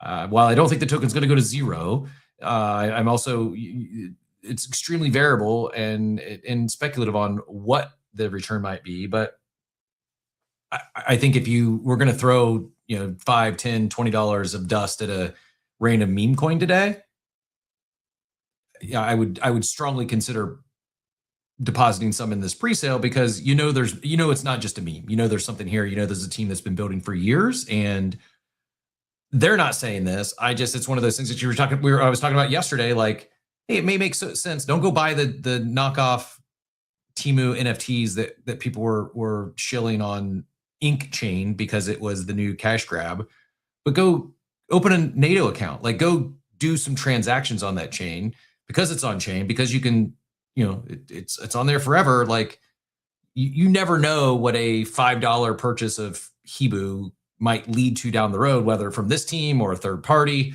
There's all kinds of things are heating up on chain, and allow lists, opportunities, all that. I'm not saying do it because of other opportunities, but I just, you can see the things going like $17.41. Like, you may think, oh, I don't have $1,000 to throw at this thing. That's okay. I mean, do what, if it does go to zero, you're cool with, you're not going to lose sleep over. But I think that this is definitely much more than, just your average NFT project doing a TGE, because they think of fungible tokens the way to go. Also, I think it's worth noting that in this sale, it's 5% of the supply, which is 50 million tokens. 1% going into liquidity, will be paired at graduation. 10 million tokens. 70% will be locked, released on a schedule. That breaks down a creator pool of 200 million, or 20% over the next 36 months. Fan rewards, also 20% over the next 36 months. The Klanos community, 115% over the next 12 months. Someone did ask, will it be a claim for Klano and Popkins holders? So will it be an airdrop or a claim is the first question. And then will it be vested? And as I'm interpreting it, is it will vest over 12 months. Will any of that be available at TGE for Klanos and Popkins holders? Yeah, all the information's on token.heeboo.com. And then to answer those questions, yes, it'll be a claim, not an airdrop. And the token unlock is linear, but it starts immediately on the 27th. So right away it starts, and it's linear over that vesting period, which is, like you said, 12 months. Perfect. Awesome. Thanks for sharing. Yeah, token.heeboo.com. You can see the full thing on there. The ones I didn't get to: shareholders 10%, team 5%. Both of those over 24 months. So even though the Klanos is linear unlock over 12 months, it's half or a third of the time of the creator pool, the fan rewards, the team, and the shareholders. And then at TGE, let me go back to that, because that's also in addition to Klanos and Popkins, you remember Watch and Collect we were alluding to there. If you missed that, or you weren't participating for that, we were ripping packs to collect cards and characters from the micro shorts, the animated series that went live on Amazon. I don't know if I shared with you guys on the show. I definitely talked about here on the show, but I don't know if you guys were on here, how cool it was for me to log into my Amazon Prime account and see Klanos. Like, that's one of the cool. I know this is maybe cheesy. Can you imagine being me? I can't, because I'm not saying this to glaze you. I'm not. Like, it was true. Like, I genuinely mean this. Hand on my heart. I log into Amazon to watch, I don't know, Lioness, and I see Lioness. I see Ted Lasso, and I see Klanos. Like it's just, I got chills saying this. Like, I know this may be like, I'm maybe a huge dork, a huge nerd, because like I'm not. There's not like some huge bag I have in Klanos. Like I'm down because I don't have more. I've got a Popkin. I've got some Watch and Collects. This isn't like, oh, this is pumping my bags like the FWA KOLs. I kid. It's a joke, not really, but it gave me chills. Like, it was so cool to log in and see Klanos next to these iconic brands in Amazon Prime. And that's not been talked about enough on this app, on this timeline, in my opinion. because it's like, it's almost like it's similar to, it gave me similar feelings when Snoop Dogg and Eminem did the rap video with their apes. I can't remember the name of the rap song, but very, very, very cool. Yeah, I remember. But dude, like, I don't remember if I told you this on this space, but like, I remember the night it happened. I was on a call with Forte, and both of us are workaholics essentially, and it was like, must have been like 11 p.m. and we were kind of like bummed that there was thumbnails they were using that we didn't like. They had skipped the logo, and it was all these things that we had to like fix. And we were looking at all the issues with it. Then at some point we go quiet, and Forte is like, dude, like, what are we doing? We're on Amazon. Like, this is sick. So we were looking for any reason to not be like pumped about it, I guess, which is just what happens when you're running a company. But it is really special. And I realize in saying that I haven't given myself enough time to like even tweet this kind of more like emotional tweet on what it means for me and our journey. But it is pretty insane. And in 4 years, I'm very proud of what we've achieved, and I can only imagine what we'll do next. And I'm super pumped about go to market with HEEBOO as well, which basically scales a lot of the stuff for other creators, including other Web3 projects, hopefully down the line. So, I mean, super jazzed about the last 2 months at Klanos and otherwise. I'm jazzed. I'm jazzed for you all. I'm excited to like be here for the experiment, to be here for the growth of this company. It's one of the things that got me so excited about this space is we get a front row seat to unicorn startups, like at least those that are attempting to do things that haven't been done before, doing things in a different way, and potentially like the in a disruptive way, the way that maybe some of this is the norm in the future. And the other thing, and I'll stop glazing the Amazon Prime placement after this, but the other thing it did when I see it, and it happens every time I log in, it like gives me describing it now is not doing justice how I actually feel, like what it does to me when I log into Amazon on my TV and there I see Klanos, because it's not just that you're on there. This was like a confirmation of how strong the IP is. Because like, wow, that every time I see it, I think it like I get more excited about it than the time before, because it's just better. It's like, show this to 10 strangers and have them pick what looks like the coolest dinosaur animated short. Like, it's not even close. Like, it's just it is like it's the best. It's the best IP. It's the shorts hit. They're good. I've not watched Pororo Dinosaur Island or Baby Dinosaur Dino King or Dino Ranchers. Dude, so something you mentioned I think is really important for everybody to understand, and I think you all understand this at your core. That's why you're in Web3, and all of us have been here forever. But what you mentioned is the most important thing for HEEBOO, which is you get a front row seat at unicorn startups in Web3. Not only that, you're kind of part of the gang. And to me, that's what's made that whole journey really special is watching other people cook, watching other IP as well as our own sort of go from nothing to the excitement we all feel when there's like shared wins. HEEBOO is about that. And our goal is if we can create a system where you've got thousands of creators that are attempting to launch IP through the platform, you're going to find some super franchises. It's a game of numbers, and the people that are participating alongside those brands and helping it grow, they're going to be part of that family, and they're going to be seen by the creators. Then they're going to be VIP status, and they're going to be tastemakers of original IP. And like Andrew says, it's not PvP. Everybody wins together. I think that's a really, really special thing. And it's sort of this way to capture that thing that makes Web3 really, really potent and special. And the reason all of us are on CT, basically. Yeah, man, well said. Couldn't agree more. Like, it's not what brought me into NFTs or maybe an active participant on crypto Twitter and crypto, but it's certainly what kept me here is this. I'm an entrepreneur, and I built my business in the freaking Midwest. Like, I wasn't even remotely close to, forget even, Silicon Valley. I wasn't in New York or Miami or believe it or not, Evansville, Indiana is not quite the tech entrepreneur startup hub. It's just not. I'm not like complaining.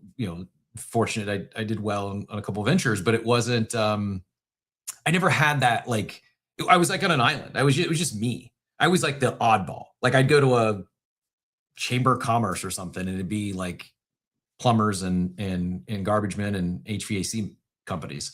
No one was like. I mean, I take that back. Mint, the eventually got acquired, the app that got acquired by Intuit.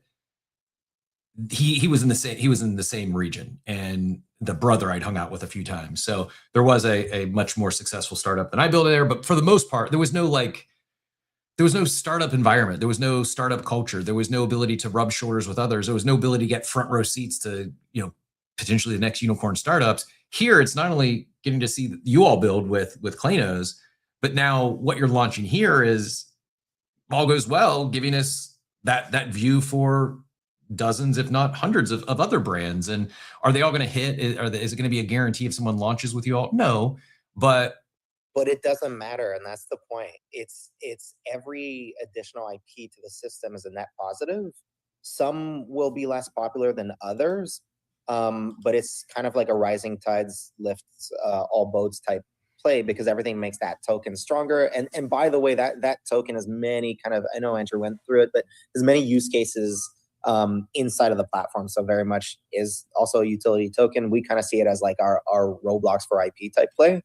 But yet, because of that system, it's not PvP. And I think that's always been true for IP.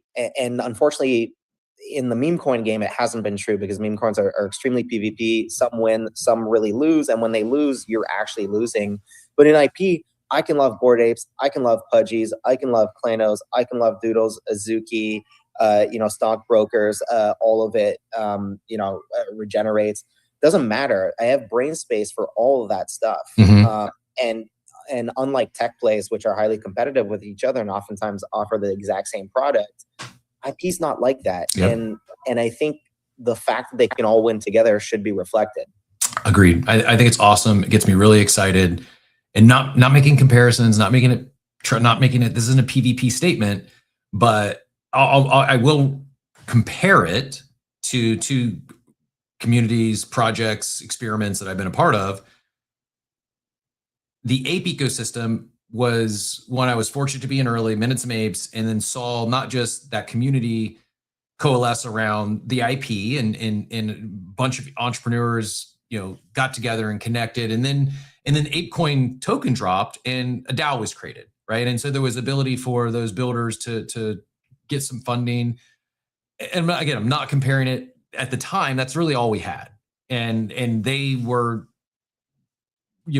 experimenting and doing things that hadn't been done before. At the end of the day, that model, at least as far as the token goes, created a lot of sell pressure, and there was some other challenges with the DAO, and DAOs are just hard. DAOs are, I think, prime for disruption, and maybe we get there. You mentioned stockbrokers, another one that, what's my excitement isn't number go up, it's not tokenized stocks, it's cool, but it's a community of builders. And what's exciting to me is we're seeing like the evolution of these incubators, these communities that in this case, it's like with again, not trying to compare the two, but with stockbrokers, maybe like on-chain experiments and people building things on-chain with or without tokenized stocks.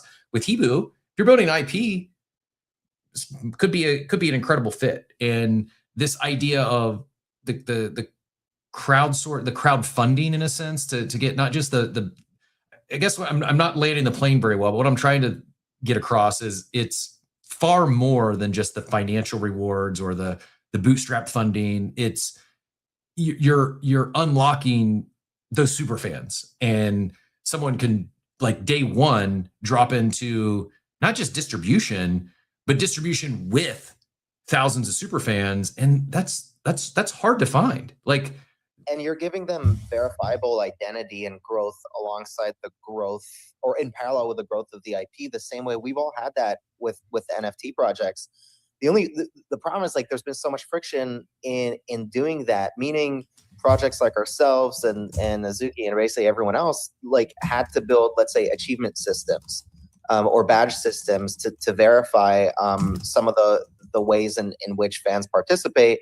And it's in kind of like ancillary platforms. And then, you know, you're posting on X and you're trying to create like reward or loyalty systems on all these different types of portals where there should be a consolidation of that. And it should be very easy and kind of, you know, a frictionless kind of experience for the fan, especially, but also for the creator, so that the creator has an ability to identify and engage with and reward and do really special things for those super fans, but for the super fans to actually create community clusters that are really strong around brands and have like a layer of social equity, which means like you're a verifiable brand ambassador, you're a verifiable tastemaker.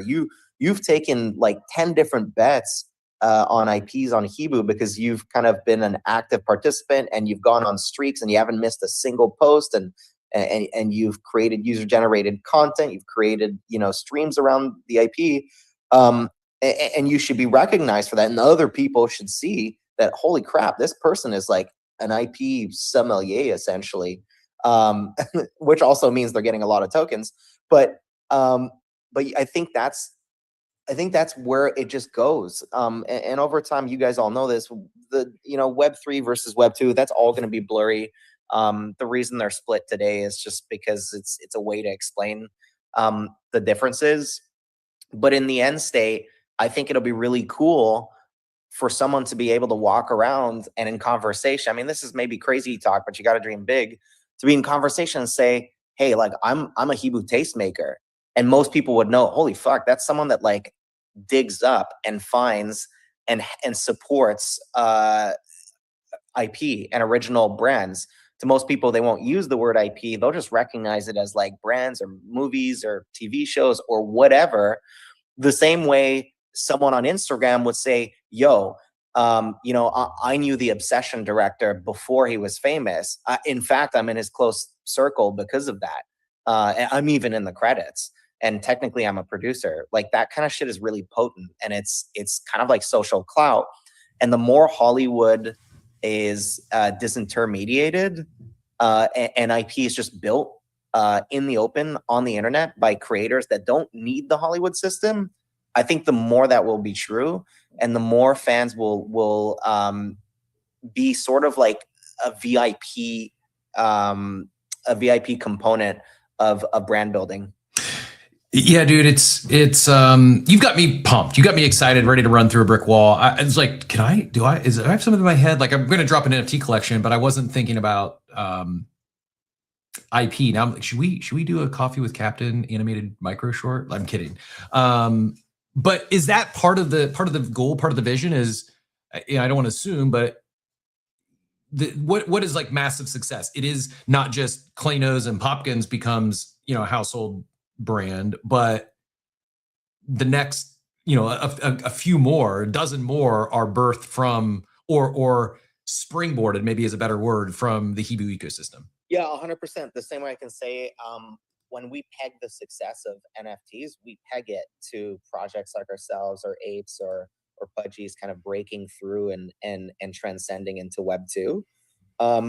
For us, that's what success looks like. Is you're going to see many unicorn properties come out of HEEBOO. People will know the platform name the same way they can. A lot of people, if you say Kickstarter, they know what that means. But it'll also have like a cool like Netflix factor. When you say Netflix, you understand what that means. It's entertainment, it's streaming, it's things like that. And for HEEBOO, we want to be synonymous with brand creation, with you know, freedom and empowerment for both fans and creators. So I think that'll be success for us, is many wins on the platform, many wins for both fans and creators. And you know, people will recognize the name of the properties that are spawned from HEEBOO and HEEBOO as well. So I have to imagine as well, with like each future successful IP, as someone, you know, creator pops in the ecosystem and they have success, like it is like a snowball, right? It's like the next success probably also benefits Klainos and Popkins. And then the success after that benefits Klainos, Popkins, and the next success. Like I would imagine as this breaks out and you start identifying and some of this new IP has breakthrough success, then all of a sudden, because I know, I mean, also not talked about enough is that the whole Amazon thing was inbound. They reached out to you guys. It's insane.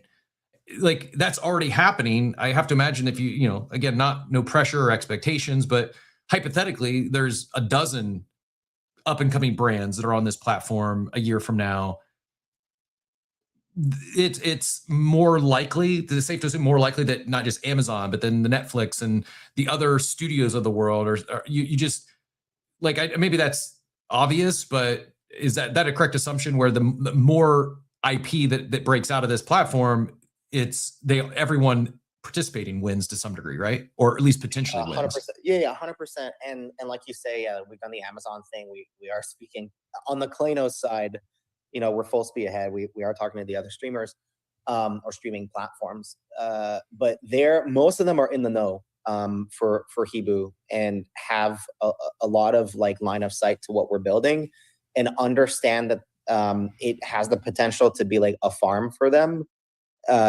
Where they can find brands that already have signal, that have data and are essentially de-risked if they want to make a choice to invest in a brand or make a bet on content, because that's where it's all going anyways. Nobody's taking a bet on original IP unless it's been proven, unless it has the right signals, unless it's got the right kind of super fandom, which has been the case for us and other projects.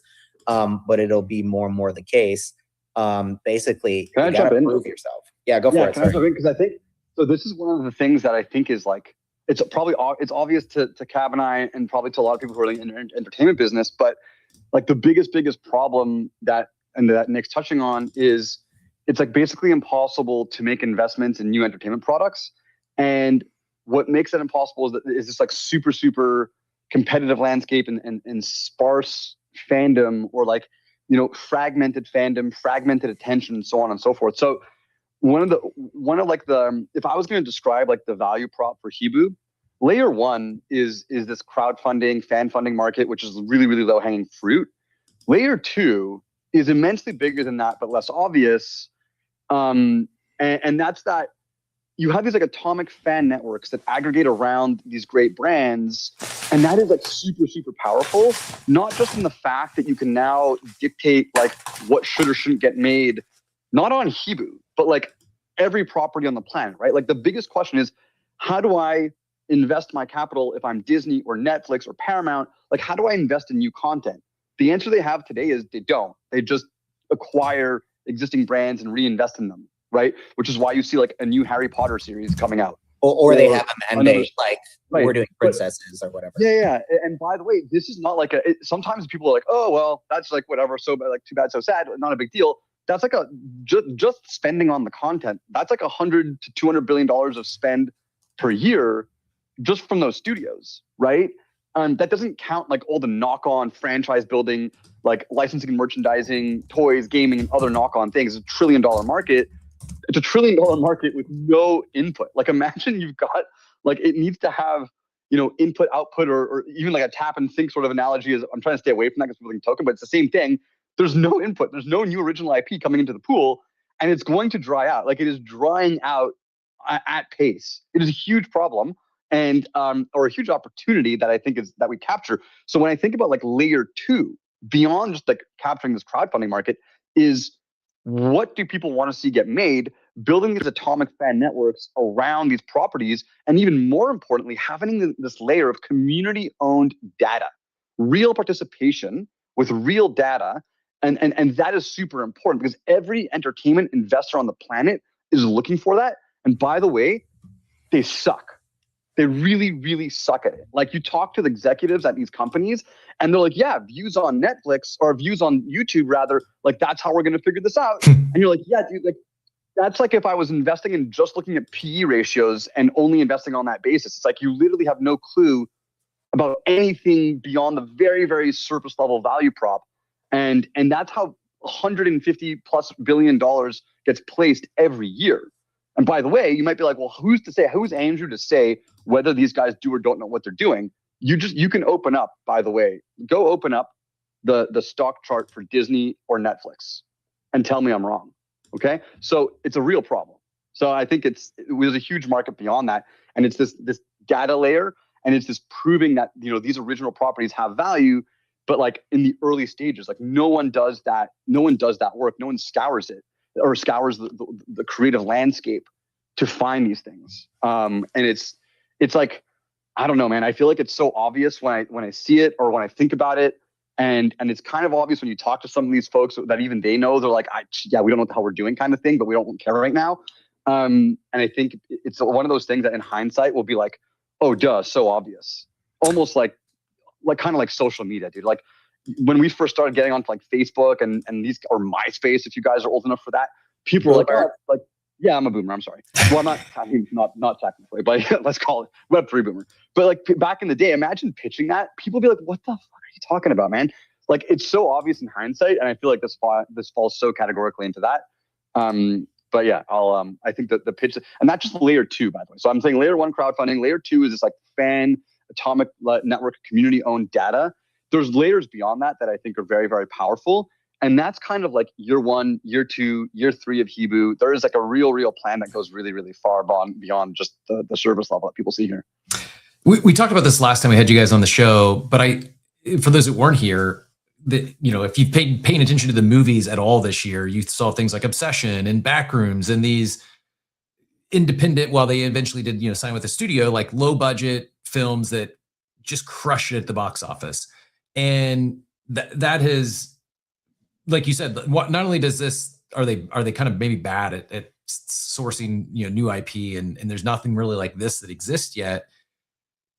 My assumption is that the studios, the streaming platforms, because of the success, and it's not just Obsession and Backrooms that are just two examples, but I'm guessing there's like the antennas are up, like the light bulbs went off, like, oh my gosh, we've got the way movies were, the way entertainment has changed, and partially because of social media, partially because technology and what people can create now is so much, the barriers of entry maybe less. But that's not only are we in a creator environment, but the studios are also very much so looking for this stuff, where maybe even like as early as a year or two ago may not have been. Is that somewhat accurate? Yeah, so it's so funny because we've been talking about this for like almost 4 years. We sort of predicted that's where it would go. Klanos was partly an experiment to kind of prove a point. But in the last year, that sentiment on the Hollywood side has been pretty intense and a bit like doomy.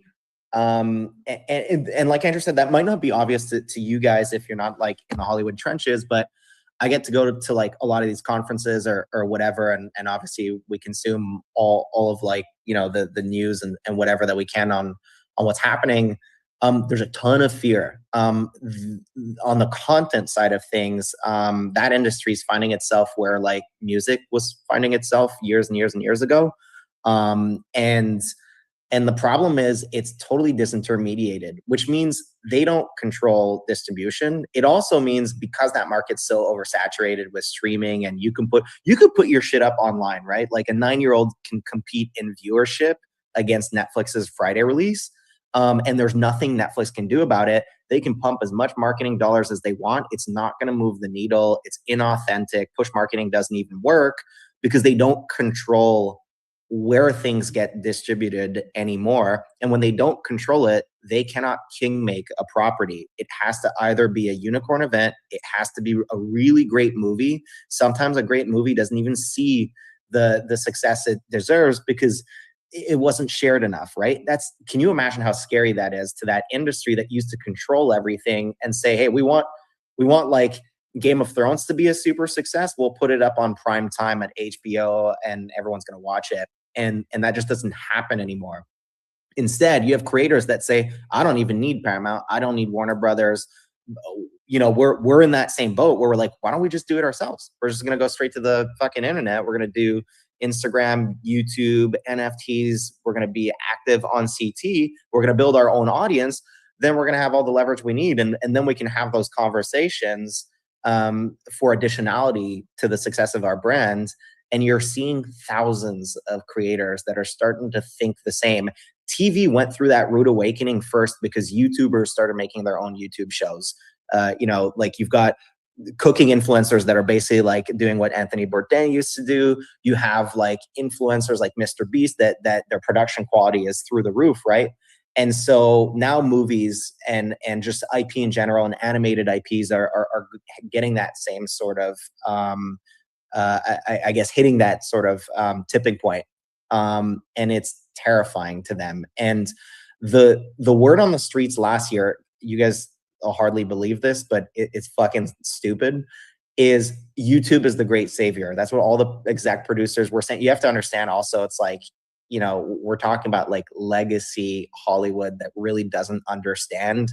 They only understand at the surface level what social media actually is. But last year, it's like, okay, YouTube's the great savior. We just have to put our shit up on YouTube.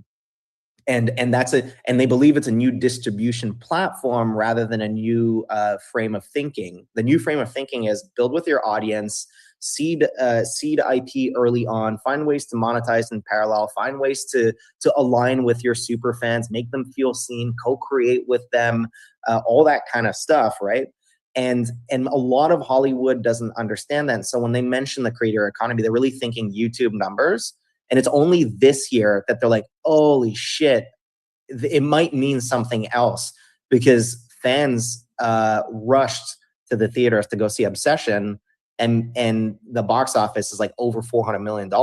And the guy did not go through Hollywood. He just called up the movie theaters. Same thing with Digital Circus on the animation side. All they did is call the movie theaters and said, fuck the system. Why don't I just call you guys? By the way, funny story for you guys. Andrew and I have been in those same conversations where at some point we were pitched like this deal where they're talking about licensing, and they're talking about like the sort of deal they wanted to structure with us and the percentages. And it was like a 30-70 split. And then Andrew asked them, like, so that seems like a weird number. Like, what's that about? They're like, okay, well, that we got to get the agents. We have to create distribution. We have to talk to a bunch of licensors. And anyways, Andrew's like, well, why don't I make the phone calls?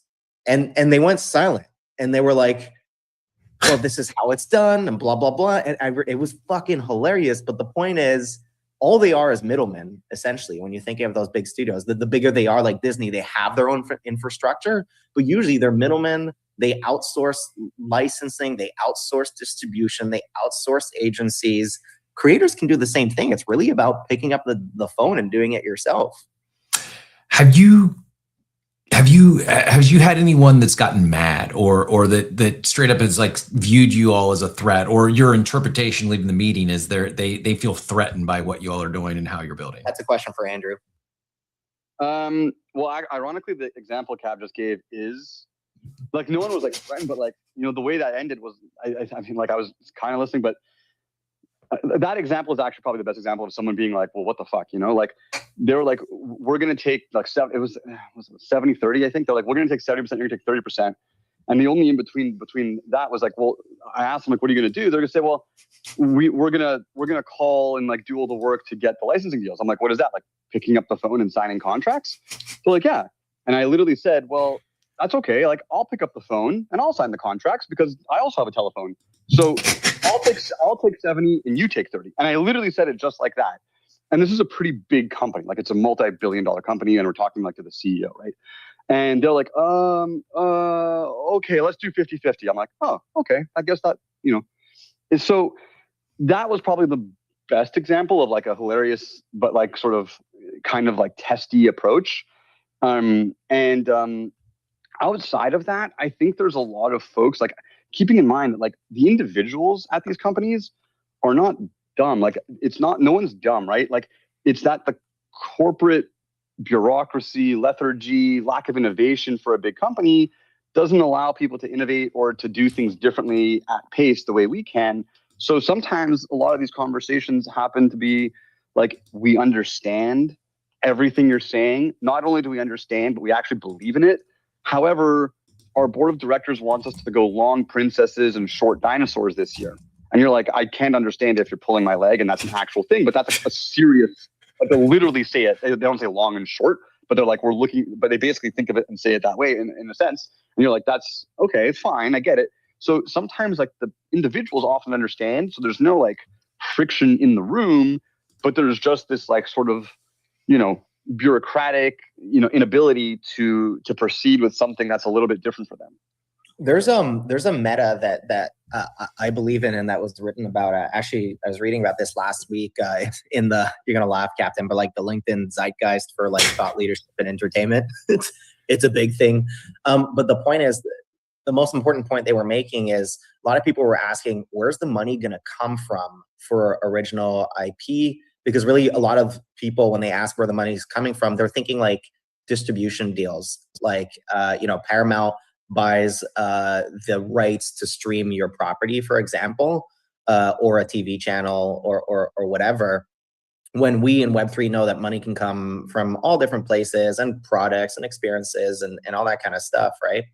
And someone was saying, well, actually, it's going to be a lot of investment from other creators. And a lot of other creators are going to do equity plays on other brands, especially creator brands, because actually they're the best place to understand the value proposition that it offers and the opportunities, because they're in those trenches and they have a line of sight to where it all goes versus the studios. And I think that's very much our story.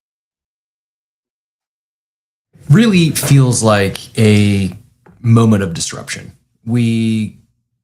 It feels like a blockbuster moment for the studios, for Hollywood. Like, I think most of us can acknowledge that, hey, things are changing, and it's not just YouTube and Amazon, it's not just the streaming services, but you can see it with what movies have been successful at the box office this year. This idea of eliminating the middlemen and working together, like there's real, not to use the corporate, but you mentioned LinkedIn, so I'm allowed to say synergies at least once, but like real synergies here, and gets me excited to think like, okay, there's still a lot of work, right? This is a massive swing, but the path of this, not just disrupting IP in the sense of box office and movies and animated shorts, but this does feel like this probably could apply to more than just the entertainment industry. Obviously, that's what you're tackling here. One question, and I appreciate all your time this morning. We'll get you out of here in a second. I know you've always been very active at different conferences and not just the award ceremonies and stuff, but you're speaking everywhere, not just Web3 stuff, but more importantly, outside of crypto and Web3 at these entertainment events. Do you foresee, as this grows and you start bringing on more creators, do you foresee or is this on the roadmap, or can you speak of like a HEEBOO / Klanos annual event, a conference, something to where you're bringing? 100%. Okay. Yeah, 100%. Keep me in mind. Would love to participate, whatever you feel like it add value, because that's exciting to me. I could see this really, and I know you can do all this remotely, you can do all this online and on apps, but I do think there's something magical when you get people together in person, especially when it's on the creative front, right? Yeah, that's totally true. I think it's funny because Cap and I have spoken about this many times. We're like, dude, like, we keep doing these events and they're cool, but like, why don't we do this event that's sort of like exactly that? Is bringing all these creators together, and it's not like just about Klanosaurs or this project. It's about this ecosystem of creators that can build in this manner, and almost in some funny sense, like that idea probably comes around the same time as the HEEBOO idea, all in one sort of succinct thing. So like, to your point, yeah, there's an extension of HEEBOO that exists in the physical world, which is like, how do you get all these people in the room and build things together in this material way? And dude, in 2026, when like I think 90% of our interactions are all online, doing it in like a real world environment is actually super, super valuable, especially for creativity. I mean, like, there's only so much creativity that can churn out, over a call in that environment. So yeah, 100% is something we're definitely thinking about. Awesome. If anyone has any questions in the chat, we got to get them out of here. We can't keep them too much longer. They got a busy day ahead of them. Drop your questions. We'll do our best to get them answered. I did have the Metaplex site pulled up here on stream. We have a new record, 18-cent deposit. I think that might be the lowest I've seen since it's been floating on. I will say the average, I didn't do it as it went up here, but it's around $420 is the average deposit per backer. 305 backers at 122,000 total. Again, this just went live about an hour ago, and love to see the early momentum. And while it is 2 days, just reminding everyone there's that 25% bonus that is live for just the first day. So if this is something you're excited about, you probably want to get your bonus tokens. Gentlemen, we'll go Andrew first, and then back to Cab. Any parting words? Any closing comments? Anything we haven't talked about today as it relates to HEEBOO and this pre-sale? I don't think so. I think we've hit all the right notes. I think I'll just repeat to get in there today. It was a 25% bonus today, and that's going to taper down tomorrow. Token goes live on Thursday, and we've been around for 4 years. We're a kick-ass team, and we're excited to build this for the next sort of as long as we're here. I mean, the rest of our lives, hopefully, if we do it right. So I'll leave on that note. Cab, maybe there's something I forgot, but you go ahead and let me know. No, it's the same. You know me. I was going to be more of the romantic, but that we appreciate all the support you guys have shown us for the last 4 years, and especially the last 2 months have been amazing for Klanos. You guys know building in this market is a crazy feat, but it's been an amazing journey, and I'm so stoked about all the things we're going to do at the Klanos level. And I'm so stoked to push the space forward with HEEBOO, and any support means the world to us. Whether you guys are participating in that pre-sale or just tweeting about it, all of it is something we really appreciate, and it means the world. So thank you guys. Thank you. Appreciate you being here. You do have a lot of fans in the chat. Specifically, someone called out the HEEBOO logo. They said they love that pops on the purple and the just very clean logo popping on the stages here. And these guys are also, appreciate you being here. Appreciate you keeping us up to speed on all, not just this pre-sale, but all that you do. It's very helpful from a content creator standpoint, and just very accessible. It's greatly appreciated. Mike Campbell in the chat says, love to talk more about this with you, but good going, guys.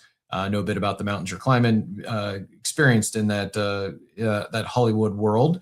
I'm not sure if you've ever connected with Mike Campbell yet, but he's a good one. Would likely be worth your time.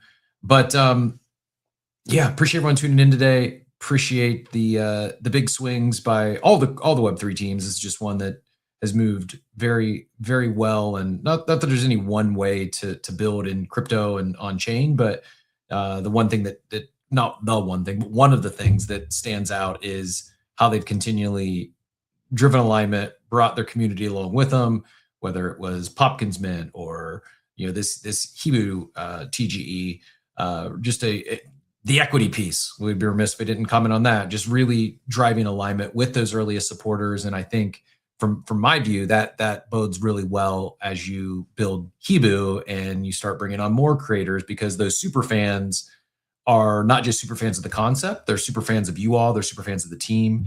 And that genuine, authentic support, it's hard to fake. And I think especially any creators that have been around the block, they're going to realize that's different than just a bunch of YouTube views. It's different than just a bunch of impressions on a tweet. And those metrics can be inflated relatively easy nowadays, and I think most get that, minus maybe some of the studios, but very love to see it. Congrats, best of luck the next couple days. We'll give everyone a glimpse, another update tomorrow, as I think the show will open before that 24-hour time frame hits.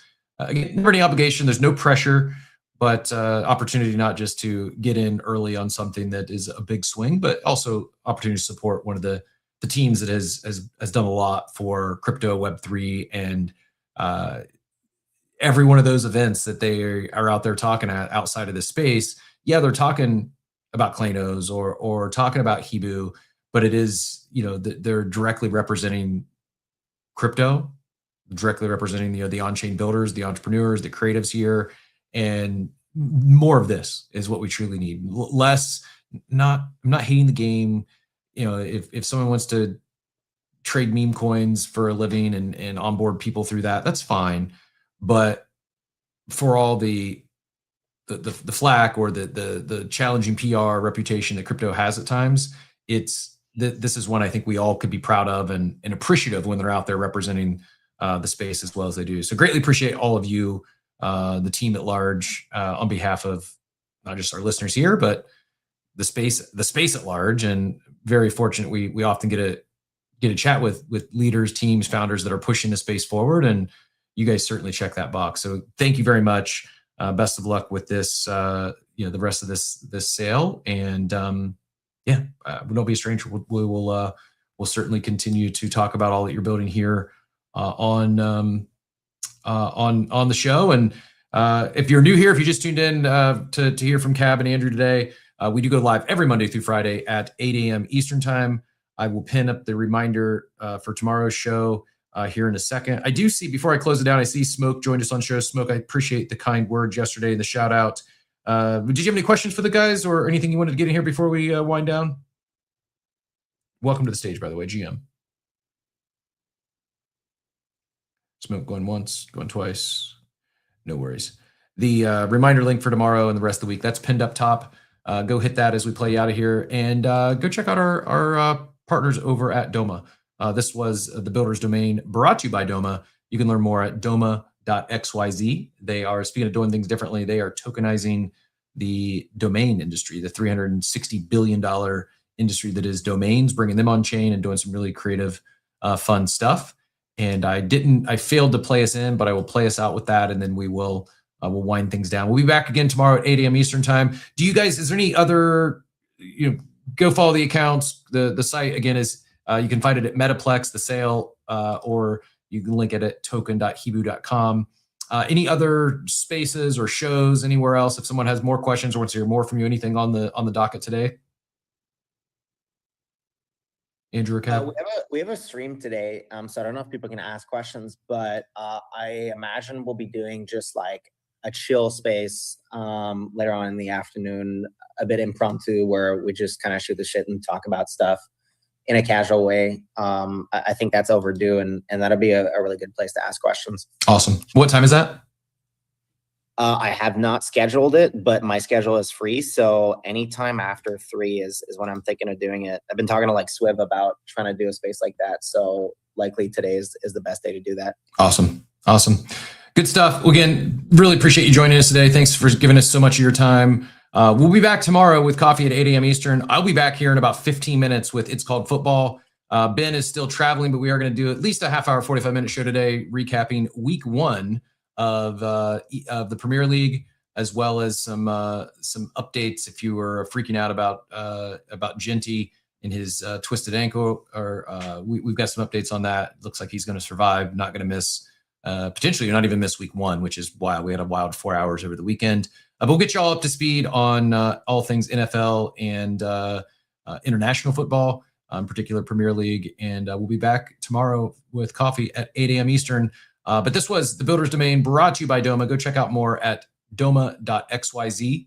And we'll see you tomorrow at 8 a.m. or here in about 15 minutes on It's Called Football. Thanks for joining. Yeah. Builders in motion, big ideas, moving out in the open. Screens glow, coffee in the cup, from the stage to the screen, watch it build up. New tools, new rails, new ways to move. Team locked in and the signal comes through. From the first spark to the thing that's real. Tell me what's next, tell me what's the bill, yeah.